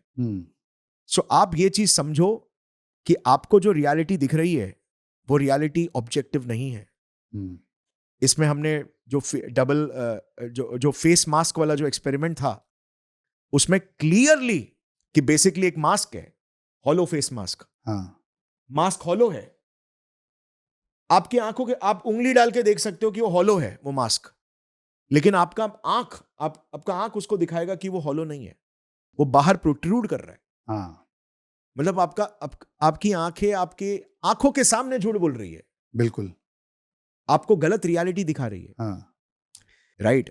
तो ये वही आइडेंटिटी लूप है कि आपके दिमाग में पहले से ही कोडेड है कि दुनिया को ऐसा देखना है, और वो गलत भी हो सकता है। तो हम रियलिटी को कैसे परसीव करते हैं, शायद से वो राइट क्वेश्चन है ही नहीं। राइट क्वेश्चन ये है कि यूनिवर्स इंफॉर्मेशन को कोड कैसे करता है, और उसको क्रिएट कैसे करता है हमारे जिसको हम एक्सपीरियंस करते हैं एज रियलिटी। सो गौरव, अगर मैं ऐसे सोचता हूँ कि जैसा ऐसा बोला जाता है, एक ऐसी थ्योरी भी नहीं है वो, it is more of philosophy I would say. ना बोलते हैं दैट द यूनिवर्स में exist in the computer of a boy sitting in his basement. जो ऐसा एक थ्योरम आता है कि जस्ट एज अ पॉसिबिलिटी कि हो सकता है हम किसी की कंप्यूटर चिप के अंदर ही हैं और हमें ये पूरा यूनिवर्स एक्सपीरियंस हो रहा है। इस चीज को जब मैं ये द फैक्ट कि हम भी एक जो है एआई को बना पा रहे हैं, और ये जो थ्योरी है सिमुलेशन थ्योरी कि हो सकता है किसी के लैपटॉप में ही हम एग्जिस्ट करते हैं, ये कैसे जोड़कर देखें, ये माइंड बॉगलिंग है थोड़ा। राइट। ये मतलब आप अभी जिस तरीके से एआई का ट्रांजिशन देखोगे, कि एआई एक 2-3 साल पहले एआई पे सब हंस रहे थे, ओ क्यूट, चैटबॉट रिप्लाई कर सकता है, क्यूट। और अब सब बोल रहे हैं डैम ये क्या हो रहा है भाई, ये तो मेरी जॉब खा जाएगा। राइट। सो ये सिर्फ 3 साल के अंदर में हुआ है। और सबसे इंपॉर्टेंट बात है कि एआई का तो अभी तक इंफ्रा भी क्रिएट नहीं हुआ है। जब इंटरनेट आया था तब इंटरनेट तो पहले टेस्ट हुआ था, बाद में इंटरनेट का बड़ा इंफ्रा क्रिएट हुआ। बड़े बड़े कंपनीज इन्वॉल्व हुए, अंडर वाटर लाइंस वगैरह लगाई गई, कॉन्टिनेंट्स को कनेक्ट किया गया। राइट। तो एआई का भी वो स्टेज चल रहा है। सो अगर हम देखेंगे कि इंटेलिजेंस का फंडामेंटल, अभी हम इंटेलिजेंस क्या है वो समझ गए, राइट, कि intelligence is like processing of information, और अब हम इस लेवल के इंटेलिजेंस पे पहुंच गए। तो आप अगर देखेंगे ना तो इंफॉर्मेशन जो इंटेलिजेंस है ना वो कंपाउंड होता है। सेम चीज कंप्यूटर्स के साथ हुई। पहले जो कंप्यूटर्स क्रिएट हुए वो वैक्यूम ट्यूब्स वाले, हीट हाँ, अप होते थे, जैसे yes, लाइट बल्ब्स होते हैं वैसे हम्म, वो जलते थे और फिर इंफॉर्मेशन को प्रोसेस करते थे। उसके हाँ, पहले कैलकुलेटर्स जैसे थे, हाँ, फिर वैक्यूम ट्यूब्स आए, फिर आए सेमीकंडक्टर्स, यस, चिप्स। सेमीकंडक्टर्स छोटे होते गए, हाँ, पहले आई थिंक कुछ 50-60 नैनोमीटर से स्टार्ट हुआ, अभी तो शायद 4 नैनोमीटर चल रहा है। हम्म, अभी तो ये भी बात हो रही है कि हम अभी एक चिप में डबल लगाएंगे, हाँ, ऊपर भी नीचे भी। हम्म, उसको मतलब हर सरफेस इंच एरिया को ऑप्टिमाइज किया जा रहा है। इनफैक्ट इस पे लॉ भी था, द मूर्स लॉ, कि एवरी 2 इयर्स में कंपाउंड होगा, मतलब डबल होगा। सो इंटेलिजेंस जो है इट कंपाउंड्स एक्सपोनेंशियली। एआई के साथ भी यही हो रहा है। अब एआई के साथ क्या हो रहा है, अभी तक लोग बोल रहे हैं कि ओ एआई तो है, तो कंप्यूटर एआई है, वो ह्यूमन की तरह कैसे सोच सकता है। एजीआई पॉसिबल ही नहीं है, आर्टिफिशियल जनरल इंटेलिजेंस पॉसिबल ही नहीं है। मेरा देखने का नजरिया थोड़ा अलग है। मुझे ये लगता है कि ऐसा कोई लॉ नहीं है जो हमें रोकेगा एजीआई बनाने से। व्हाई? बिकॉज अगर आप देखेंगे, अभी अभी अभी एआई टूल्स ने एजेंट्स लॉन्च कर दिया। हम्म, पहले तक हम बोलते थे चैट जीपीटी ये सब, ये ह्यूमन थोड़ी ना, ये कुछ नया क्रिएट नहीं कर सकता। ये सिर्फ जो एग्जिस्टिंग इंफॉर्मेशन है उसका उसको इधर उधर करके भेलपुरी बना के दे रहा है, जो कि सच है। राइट, वो स्टेटिस्टिकल प्रोबेबिलिटी लॉस पे काम करता है। जो आप कर रहे हो प्रेडिक्ट करता है कि अच्छा आपका शायद क्वेरी ये है, और वो सब वो एलएलएम मल्टीपल डिमेंशंस में प्रोसेस करके एक रीजनिंग एल्गोरिदम लगा के आपको परोस दिया। हम्म, बट ये जो एजेंट्स है, एजेंट्स एजीआई और एग्जिस्टिंग एलएलएम के हाँ, बीच का गैप है। हाँ, क्यों? क्योंकि एजेंट के पास एक चीज है, एजेंट अभी क्या कर रहा है, आपके इशारों में जा रहा है, काम कर रहा है। हम्म, मतलब उसमें एजेंसी आ रही है। एजेंट के पीछे का मतलब का मेन वर्ड ही एजेंसी है। राइट, एजेंसी, वो जाके काम कर रहा है। हाँ, वो सिर्फ आपको आंसर नहीं कर रहा है, वो जा रहा है।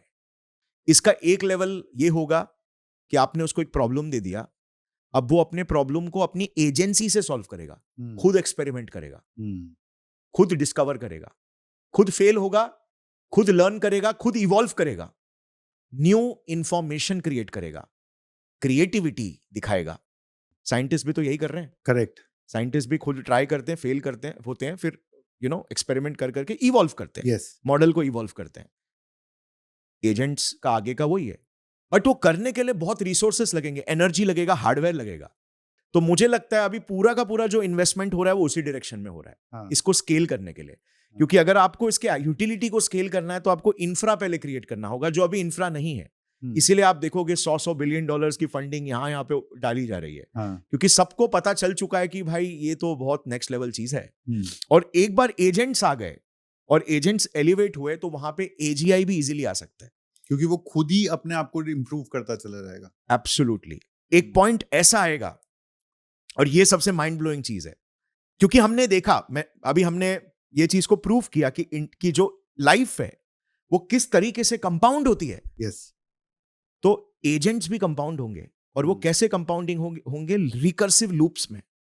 मतलब एजेंट ने रिसर्च, एजेंट के पास अभी समझ लीजिए 10 यूनिट्स ऑफ इंटेलिजेंस है, या 10 यूनिट्स ऑफ क्रिएशन है, नॉवेल क्रिएशन की एबिलिटी है।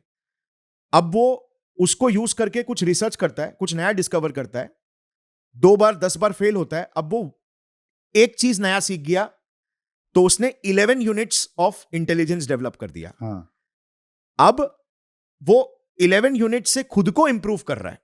मतलब बेटर एफिशिएंसी से वापस से अपने कोड पे जाता है और उसे और बेहतर बना देता है। एब्सोल्युटली। मतलब मैं इंटेलिजेंट बन रहा हूं और फिर मैं अपने आप को ही रिपेयर करके और इंटेलिजेंट बना रहा हूं, हाँ, जिससे मैं और इंटेलिजेंट बन जा रहा हूं। तो मेरे खुद को रिपेयर करने की एबिलिटी भी और बढ़ जा रही है, और मैं यस, करते जा रहा हूं, करते हुए, ये रिकर्सिव लूप है, yes, never ending. Never ending, जब तक हार्डवेयर अलाउ करे। हाँ, तो हार्डवेयर यहां पे मेन कंस्ट्रेंट बनेगा अब मैथमेटिकली, और पता नहीं है, हो सकता है आगे जाकर लाइक कोई कंस्ट्रेंट निकल के आ जाए, बट ये एक स्पाइक तो बड़ा देने वाला है, जितना मुझे लगता है। इस पे ना एक और चीज में गौरव पढ़ रहा था कि जैसे इलॉन मस्क ने रिसेंटली अनाउंस करा कि हम डायसन स्फीयर बनाएंगे हाँ, सन के अराउंड, जो कि टाइप 2 सिविलाइजेशन के टुवर्ड्स हमें ले जाता है एक हाँ, तरीके से। हाँ, क्यों?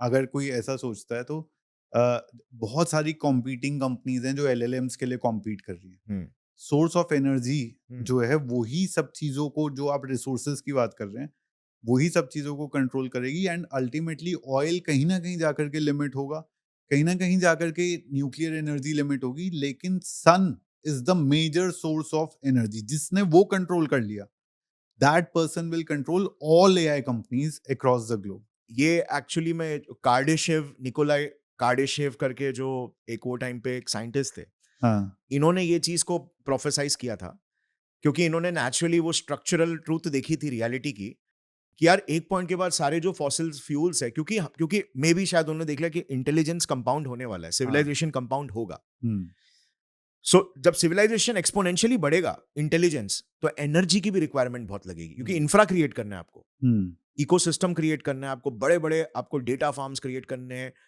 कंप्यूटर्स यूटिलाइज होंगे, प्रोसेसिंग यूटिलाइज होगा, सब हैवी पावरफुल एनर्जी लगता है। हम्म और फॉसिल फ्यूल्स तो यार अभी बस हम मजे ले रहे हैं, जो पिछले कुछ मिलियन सालों की क्रिएशन है पृथ्वी हाँ। की, उसके बस हम यूज कर रहे हैं, वो खत्म हो ही जाएगा, हम्म क्योंकि हमारा जो कंजम्पशन है वो एक्सपोनेंशियली बढ़ रहा है, यस बट फॉसिल फ्यूल्स तो एक्सपोनेंशियली ड्विंडल हो रहा है। हम्म तो अगर हम देखेंगे, इनएविटेबल है कि हमें रीन्यूएबल सोर्सेज पे जाना ही पड़ेगा, और वहां पर जो डाइसन स्फीयर है वो सबसे बड़ा स्ट्रक्चरल एडवांटेज बनेगा। सो इवन दो वो एकदम ऐसा जैसे हमने देखा कि वो बड़ा सा सन के अराउंड वो नहीं भी बनता है, बट इवन अगर हम कुछ satellites with powerful sunlight absorbing, you know, हम उसमें कुछ सेल्स वगैरह या कुछ भी हम डाल सकते, कोई टेक्नोलॉजी ऐसी जो सोलर एनर्जी को बहुत ही ब्यूटीफुली हार्नेस करे, गीगावाट्स के लेवल पर यूटिलाइज कर सके, और वो सन से थोड़ा करीब जाए, छोटे छोटे छोटे छोटे सैटेलाइट्स जो सन के आसपास है, not like a big Dyson Yes. Sphere, वो maybe like next level होगा, मे बी लाइक हजारों साल के बाद, हाँ बट अभी एटलीस्ट छोटी छोटी छोटी छोटी स्ट्रक्चर्स आ जाए, तो मुझे लगता है फ्यूचर उस डायरेक्शन में जाएगा, बिकॉज एनर्जी कंस्ट्रेंट बन रही है इंफ्रा क्रिएशन का, क्योंकि इस लेवल पर अगर कंप्यूटिंग और प्रोसेसिंग होगा तो एनर्जी कंस्ट्रेंट बनेगा। और जैसे आपने कहा न्यूक्लियर एनर्जी, ये सब सही है, लेकिन इसको एस्टैब्लिश करने में टाइम लगता है काफी। तो जैसे गौरव, आपने जो स्टार्टिंग में हिंट करा था कि what is life and if it is about information and data, और ये तो जो बायोलॉजिकल कंस्ट्रेंट हम सोच रहे हैं, या हम जो बायोलॉजिकल लाइफ ढूंढने की कोशिश कर रहे हैं, आपने जैसे बताया कि यूनिवर्स ऐसे काम नहीं कर रहा। यूनिवर्स जो है वो इंफॉर्मेशन को और इंफॉर्मेशन की प्रोसेसिंग को लाइफ मानता है। तो उस लेंस से अगर हम देखें कि अगर पूरा यूनिवर्स इंफॉर्मेशन पे चलता है और वही रियल लाइफ है, बायोलॉजिकल लाइफ सिर्फ हमारा लेंस है हम्म। जिसको हम ढूंढने की कोशिश कर रहे हैं, तो क्या एआई भी eventually from the perspective of universe एक इंटेलिजेंट लाइफ फॉर्म बन सकता है? With consciousness. यस। या सो इसमें ये काफी इंटरेस्टिंग सवाल है आपका, बिकॉज अगर हम देख रहे एआई के लेवल्स, चलो थोड़ा सा देखते हैं कि हाँ। क्या हो सकता है। हम्म। सो पहला लेवल एआई का तो यही हो गया, basic chatbot, chat GPT types, कि आपने क्वेश्चन पूछा, रीजनिंग करके आपको आंसर दे दिया, इंटेलिजेंट है क्योंकि रीजन कर रहा है। चैट जीपीटी जितनी रीजनिंग मुझे लगता है बहुत सारे ह्यूमंस नहीं करते। बिल्कुल। अब नेक्स्ट लेवल पे जाते हैं, एजेंसी आई, एजेंट्स आ गए, अब उनको आपको इंस्ट्रक्शन देना पड़ रहा है, वो काम कर रहे हैं। आगे चल के आप उनको लिटरली प्रॉब्लम दे सकते हो, वो खुद ही अपना रीजनिंग लगा के खुद 10 एक्सपेरिमेंट करेंगे और उसका डेटा निकाल के इंप्रूव करेंगे अपने एक्सपेरिमेंट को। तो सेकेंड लेवल हो गया। थर्ड लेवल हो गया एजीआई। एजीआई मतलब अब it is like a human completely. May be AGI के सॉफ्टवेयर्स ह्यूमन रोबोट्स में यूज होंगे, राइट? जैसे अभी इलॉन मस्क ऑलरेडी काम कर ही रहे ऑप्टिमस रोबोट्स में, Yes. कि मार्केट कैसा काम कर रहा है, क्या है क्या नहीं है, फिर अपनी रीजनिंग लगाएगा। ओके, इनका गोल क्या था, ये था, तो इनको ऐसे जाना चाहिए, वैसे जाना चाहिए, तो एजीआई बन गया। मतलब he is like a CEO जिसको आपने हायर कर लिया, वो खुद सोच रहा है, खुद प्रॉब्लम सॉल्व कर रहा है, खुद ये कर रहा है। हाँ। अब उसको कितनी एजेंसी दी जाएगी वो तो कंपनीज के हाथ में है, but it can very well do that, क्योंकि अभी एजेंट्स, एआई एजेंट्स तो यही कर रहे हैं। तो उसको बस हमें ह्यूमन रियल लाइफ रोबोट्स के साथ ये करना है। अच्छा, अभी यहाँ पे एक इंपॉर्टेंट चीज अनलॉक हो जाएगा। अभी क्या हो रहा है कि जो एआई सीखता है, एआई सिर्फ एलएलएम मतलब लैंग्वेज के थ्रू सीखता है, Yes. वोकैबुलरी के थ्रू सीख रहा है। यस यूनिवर्स की रियलिटी वो सिर्फ लैंग्वेज के थ्रू सीख रहा है। हाँ हम यूनिवर्स की रियलिटी सीखते हैं सेंसेस के थ्रू। करेक्ट आंखों से देखा, हाँ फील किया, टच किया, टेस्ट किया, तो हमें हाँ। पता चलता है यूनिवर्स कैसा है। हम्म ऐसे ही सेंसेस रोबोट्स को भी मिल जाएंगे। तो रोबोट कैन एक्चुअली, मतलब रोबोट के पास मे बी कुछ एक ऐसा सेंसर हो गया जो nervous system, human nervous system को रेप्लिकेट कर रहा है। यस तो मतलब रोबोट कैन एक्चुअली फील कि उस सिचुएशन में ह्यूमन क्या फील करेगा, और वो उस डेटा को भी कैप्चर करेगा और मॉडल्स को बनाएगा। तो यानी कि डेटा इनफ्लो जो है, जो अभी सिंगुलर है, सिर्फ लैंग्वेज के थ्रू आ रहा है, उसकी जगह वो सारे सेंसेस से सारे सेंसेस से लेगा, और स्पेशली ह्यूमन रिलेटेड सेंसेस, हाँ क्योंकि we care about that data ना। यस अब अगर मुझे किसी से एडवाइस चाहिए, हाँ। तो मुझे ह्यूमन से एडवाइस क्यों चाहिए? बिकॉज वो फील कर सकता है जो मैं फील कर रहा हूं। करेक्ट एआई तो मुझे कुछ भी बोल देगा, वर्ड्स में सब कुछ सही लगेगा, बट प्रैक्टिकल रियलिटी में क्या वो एडवाइस काम करेगी? हाँ है ना। For example, like if I want to talk to a girl, और मैंने किसी कभी बात ही नहीं की है लड़की से, तो I will feel like really, मतलब मैं थोड़ा सा एंग्शियस फील करूंगा। तो एआई बोल देगा कॉन्फिडेंस से जाओ, ये करो वो करो। हाँ बट अब एक एआई जो ह्यूमन नर्वस सिस्टम के डेटा पे ट्रेन हुआ है, now it can actually understand कि ये द नहीं हो इमोशन सकता। बिहाइंड इट, हाँ और वो ज्यादा वैलिड सॉल्यूशंस देगा। राइट तो मतलब दिस इज लाइक, मैं हम अभी आइडियाज थॉट कर रहे हैं, क्योंकि ऐसा किसी ने बोला नहीं कि ऐसा होगा, बट मुझे ऐसा लगता है कि ये डायरेक्शन में जाना लाजमी है। हाँ और सेंसर्स के थ्रू कि वो डेटा भी ट्रैक हुआ, आईज का विजुअल डेटा आया, स्पेशियल डेटा आया। अब वो सारा डेटा एआई को कितना पावरफुल बना देगा एजीआई के लेवल पे, वो कंपाउंड होगा। तो नाउ, और हो सकता है एआई को हमसे ज्यादा सेंसेस मिल जाए, हाँ जो चीज हम नहीं देख सकते या हम परसीव नहीं कर सकते, वो एआई भी परसीव कर पा रहा है। उसको मैथमेटिकल सेंसेस मिल जाए जो हाँ। स्ट्रक्चरल रियलिटी को समझ सके। हाँ हम तो अपने सेंसेस के ही गुलाम हैं। हाँ हमारे सेंसेस हमें सबसे ज्यादा धोखा देते हैं। यस राइट हम समझते हैं कि हमारे सेंसेस बहुत ही वफादार है, बट असल में वो सबसे ज्यादा धोखा देते हैं। वो डबल वो मास्क एक्सपेरिमेंट ही उसका Yes. सच्चाई है। हाँ राइट सो एजीआई आया। अब एजीआई जब ट्रेन होगा, इतना डेटा आ जाएगा, और इतना इतना क्वालिटी डेटा आ जाएगा जो यूनिवर्स की रियलिटी को बहुत एक्यूरेटली प्रेडिक्ट कर सकता है कि अभी क्या है। इंफ्रास्ट्रक्चर लेयर्स बनने लग जाएंगे एआई के। तो वहां से शुरुआत हो जाएगी एएसआई की, आर्टिफिशियल सुपर इंटेलिजेंस। मतलब बेसिकली इंडस्ट्रीज का एक पूरा लेयर, चाहे वो ऊपर का लेयर हो या मिड लेयर हो, वो पूरा एआई चला रहा है, और ह्यूमंस उसको सिर्फ मैनेज कर रहे हैं। ह्यूमंस वुड बी की डिसीजन मेकर्स, की जजमेंट, पॉलिसीज बनाना, क्या सही है क्या गलत है, मतलब कोडिंग सेट करना उसकी, हाँ और एग्जीक्यूशन का काम पूरा, और इवन रिसर्च एंड डेवलपमेंट और इनोवेशन का काम एएसआई कर रहा है मे बी। अब आप समझिए वो किस लेवल का कर्व होगा इंटेलिजेंस का। करेक्ट तो क्या सबूत है कि ये हमसे पहले नहीं हुआ? हाँ किसी सभ्यता ने नहीं कर लिया हो? क्या सबूत है कि किसी सभ्यता का हमसे पहले इंटेलिजेंस का कर्व उतना कंपाउंड नहीं कर लिया कि हम उनके एआई सिस्टम्स में एक सिमुलेशन है? यस यस सो बेसिकली जो आपने कहा, जो आपने लीप लिया, उसको अगर मैं थोड़ा सा स्लो करूं, कि कॉन्शियसनेस साइंस तो नहीं डिफाइन कर पाया, it is an inner experience, पूरी तरह से नहीं डिफाइन कर पाया, एक हद तक डिफाइन कर पाया, which means that the experience of consciousness can also be, ऐसा हो सकता है कि कॉन्शियसनेस का जो एक्सपीरियंस है वो हर एक स्पीशीज का अलग अलग हो। सो अगर एआई के भी सारे नेटवर्क्स एक्टिवेट हो जाते हैं और उसको ऐसा लगता है कि वो कॉन्शियस है, उसकी अपनी भाषा, अपनी डेफिनेशन के हिसाब से, तो क्यों ऐसा नहीं हो सकता जो आप कह रहे हो कि हमसे पहले कोई उस इंटेलिजेंस कर्व पे पहुंच गया हो जहां पर वो कॉन्शियस फील कर रहा हो, और उसने एक एआई का सिमुलेशन बनाया हो।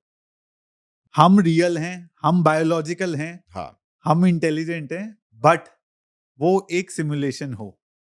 एग्जैक्टली लाइक मैं वहीं पे पॉइंट कर रहा था, ये बिल्कुल हो सकता है, और ये बहुत ही लाइकली हो सकता है कि, क्योंकि देखो यूनिवर्स की स्ट्रक्चरल रियलिटी हमने देखी। हाँ इंटेलिजेंस जो है वो एक इंफॉर्मेशन प्रोसेसिंग सिस्टम है, और वो इंफॉर्मेशन प्रोसेसिंग सिस्टम एक लेवल तक पहुंच जाता है जब, तो वो आग की तरफ फैलने लगता है। तो यूनिवर्स रोक नहीं रहा है, यूनिवर्स दौड़ा रहा है इंटेलिजेंस को, स्प्रेड कर रहा है एक्सपोनेंशियली एक लेवल के बाद। अब यहां पर कुछ थियरीज है कि जैसे एक लेवल के बाद इंटेलिजेंस एक दूसरे को खत्म कर देता है, बट वो तो मुझे लगता है कि सिर्फ एक देखने का एक नैरो तरीका होगा, बिकॉज हम इंटेलिजेंट है क्योंकि हम सरवाइव कर रहे हैं, तो हम और इंटेलिजेंस होंगे तो हम खुद को ही खत्म नहीं कर देंगे। तो वो सुनने में बड़ा अच्छा लगता है, बट वो परफेक्टली सही है या नहीं है, आई डोंट थिंक कि मतलब कि हम और इंटेलिजेंट हुए तो हम एक दूसरे को खत्म कर देंगे, ऐसा मोस्ट सर्टेनली नहीं होगा। ज्यादा सर्टेनली ये होगा कि हम कंपाउंड करते जाएंगे, और अगर हम कंपाउंड करते जाएंगे तो कल को हम ये भी सोचेंगे कि यार एआई वर्ल्ड बनाओ, वहां पर ना एक मॉडल्स क्रिएट करो। हम एक्सपेरिमेंट हो सकते हैं किसी एजेंट का, किसी एआई एजीआई का, we could be like an experiment, क्योंकि एजीआई तो एक्सपेरिमेंट ही करेगा। साइंटिस्ट आगे मोस्टली साइंटिस्ट तो होंगे, बट साइंटिस्ट खुद एजीआई यूज करेंगे एक्सपेरिमेंट्स करवाने के लिए। सो यानी आप कह रहे हो कि इंटेलिजेंस का कर्व इतना ज्यादा बढ़ता चला जाएगा, हमारा भी और एआई का भी, यस, कि हम इवेंचुअली बोलेंगे कि हम एक डाउनवर्ड अपने नीचे एक सिमुलेशन बनाते हैं। हाँ, और वो हम रन कर पाएंगे। इसके टेक्नोलॉजी के रूट्स तो हमें आज भी दिख रहे हैं। हाँ, और अगर ये सच है तो ऐसा क्यों नहीं हो सकता कि हमारे ऊपर किसी ने यही किया है, लेयर बनाई हो। एब्सोल्युटली। इसीलिए हमारा पूरा यूनिवर्स मैथमेटिकल इक्वेशंस में, इंफॉर्मेशंस, कंस्ट्रेंट्स है, कंस्ट्रेंट्स में, रूल्स है, रूल्स जैसे में। गेम्स के कंस्ट्रेंट्स होते हैं, हाँ, कि आप इस जगह पे नहीं जा सकते, आप कुछ जैसे पहले रोड रैश खेलते थे तो हम पानी में स्विमिंग नहीं कर सकते थे, हाँ, है ना, तो कंस्ट्रेंट था। हाँ, तो हर वर्ल्ड में कुछ कंस्ट्रेंट्स होते हैं, हर वर्ल्ड में आपका स्पीड लिमिट होता है कि आप इससे ज्यादा स्पीड नहीं भाग सकते। तो बेसिकली वो जो कंस्ट्रेंट्स है, वो जो लॉज है, हमारे यूनिवर्स के जो लॉज है, वो एग्जैक्टली कैसे क्रिएट हुए? क्या वो क्रिएटेड है या वो डीपर मैकेनिज्म से निकलते हैं? जैसे for example symmetry breaking, science ऐसे एक्सप्लेन करता है इसको। हाँ, या फिर क्वांटम फ्लक्चुएशंस, जो भी वंस अगेन सिमेट्री ब्रेकिंग के वजह से क्रिएट हुआ हो सकता है। तो ये फिजिक्स का अप्रोच है मैथमेटिकली सॉल्व करने का, बट ऐसा भी तो हो सकता है वो सिंपली कोड है। हाँ, मतलब किसी हायर इंटेलिजेंस सिविलाइजेशन ने हमें as a civilisation model create किया, हमें कंस्ट्रेंट्स दिया देखने के लिए कि एक ये सिविलाइजेशन कैसे इवॉल्व करती है विद टाइम, जैसे वो पहले एज ऑफ सिमुलेशन जैसे होता था। हाँ, सिमुलेशन। हाँ, अब आज नासा अगर कहीं पे कुछ रॉकेट भेजता है तो उसके पहले कम से कम 50 बार सिमुलेशन रन करता है, correct, just to be sure कि जो फिजिक्स की अंडरस्टैंडिंग हमें है उसके हिसाब से ये वहीं पे पहुंचेगा क्या। तो उसी तरीके से अगर कोई हमसे एडवांस्ड सिविलाइजेशन है, हम उसके लिए एक रिसर्च टूल है कि चलो एक सिविलाइजेशन क्रिएट करते, देखते हैं कि ये सिविलाइजेशन खुद को बर्बाद करती है या क्या करती है, कौन से डायरेक्शन को पकड़ती है। सो जैसे जब हम एआई सिमुलेशंस की भी बात करते हैं तो हम बात करते हैं कि कंस्ट्रेंड इन द बॉक्स रखेंगे हम जब भी वो बनाएंगे, राइट, कि भाई वो अपने बॉक्स के बाहर उसको ना पता चले क्या है। यस, कहीं ना कहीं यही तो हमारा यूनिवर्स भी है कि हम कहीं पहुंच नहीं पा रहे। डिस्टेंसेस इतने वास्ट हैं कि एक तरीके से हम एक बॉक्स में ही तो कन्फाइंड हैं, क्योंकि हम ये जानते हैं कि हम कहीं पहुंच नहीं पाएंगे। सिर्फ लाइट ट्रैवल करके हम तक आती है तो जेम्स स्पेस वेब टेलीस्कोप से हमें दिखाई देता है कि 13 बिलियन साल पहले क्या हुआ होगा। हाँ, सो कहीं ना कहीं could we be in the box जिसको हम एस्केप करने की कोशिश कर रहे हैं। एब्सोल्युटली, वही एग्जैक्टली मैंने उसी डायरेक्शन में मैंने बात किया कि वही है कि अगर हमारे कंस्ट्रेंट्स ऑलरेडी क्रिएटेड है और वो किसी सिविलाइजेशन ने क्रिएटेड है जहां पे हम एक सिमुलेशन एक्सपेरिमेंट है, हाँ, हमारी वर्ल्ड, और ऐसे मिलियंस ऑफ वर्ल्ड उन्होंने क्रिएट किया है कि चलो किसी वर्ल्ड में ना हम क्या करते हैं, लाइट की स्पीड को ऐसा रख देते हैं, किसी वर्ल्ड में हम क्वांटम फ्लक्चुएशंस से यूनिवर्स के लॉज को ऐसे बनाते हैं, XYZ, किसी वर्ल्ड में यूनिवर्स का लॉ ABC, किसी में BCD, क्या रियलिटी क्रिएट होती है। तो वो kind of they are, because जो हाईएस्ट लेवल ऑफ इंटेलिजेंस है, they are like civilisation builders. Yes, तो अगर हमसे ज्यादा बीइंग है तो वो हमेशा ये सोचेगा ना कि उसके एक्सपेरिमेंट्स, उसका क्या लॉजिक है वो हमें पता नहीं, बट ये बहुत हो सकता है, मतलब देर इज लाइक, क्योंकि मतलब जब मैं टेक्नोलॉजी को अपने आंखों के सामने ऐसे कंपाउंड होते हुए देख रहा हूँ, I am like it's unbelievable, like मतलब, और इसका अंत कहाँ है? मतलब हम तो यार 70-80 साल जिएंगे, हाँ वो भी नसीब रहा तो। हाँ बट अगर Where does this ये end? 1000 साल चला, हम्म, 1000 साल वाली दुनिया कहाँ दिखेगी? 200 साल में दुनिया कहाँ चली गई? हाँ 200 साल में जो 2 लाख साल में नहीं हुआ वो 200 साल में हुआ, बिल्कुल। जो 2 मिलियन में नहीं हुआ वो 2 लाख में हुआ, जो जो दैट्स 2 बिलियन कंपाउंडिंग। में नहीं हुआ हाँ वो 250 साल में हो गया, 250,000, 350,000। हम्म। और ये सब गौरव मैं व्यूअर्स को बताना चाहूँगा, क्योंकि मैंने रिसर्च जब पढ़ी, जो आपने इस 1.5-2 घंटे के एपिसोड में बताया, इसके पीछे कम से कम 2000 रिसर्चेज हैं। It is a very dense material जो इतनी सिंपल भाषा में गौरव आपने हमें समझाया है, so thank you for that. And मैं आई उम्मीद जस्ट कर होप कि लोगों को समझ में आया हो, क्योंकि काफी सारी चीजें इसमें एब्स्ट्रैक्ट है, तो मे भी ऐसा लग सकता है कि लोगों को फॉलो करना थोड़ा सा मुश्किल हो सकता है इस चीज को, बट अगर लोगों को ये चीज समझ में आई तो उन्हें काफी क्लैरिटी मिलेगा with regards to direction in life. हाँ। सो वही कोशिश है हमारी इस पॉडकास्ट में। एंड गौरव भाई, thank you for coming, and I hope आप वापस हमारे पॉडकास्ट पे बार बार जुड़ोगे। डेफिनेटली मजा आया मुझे, डेफिनेटली। Thank you.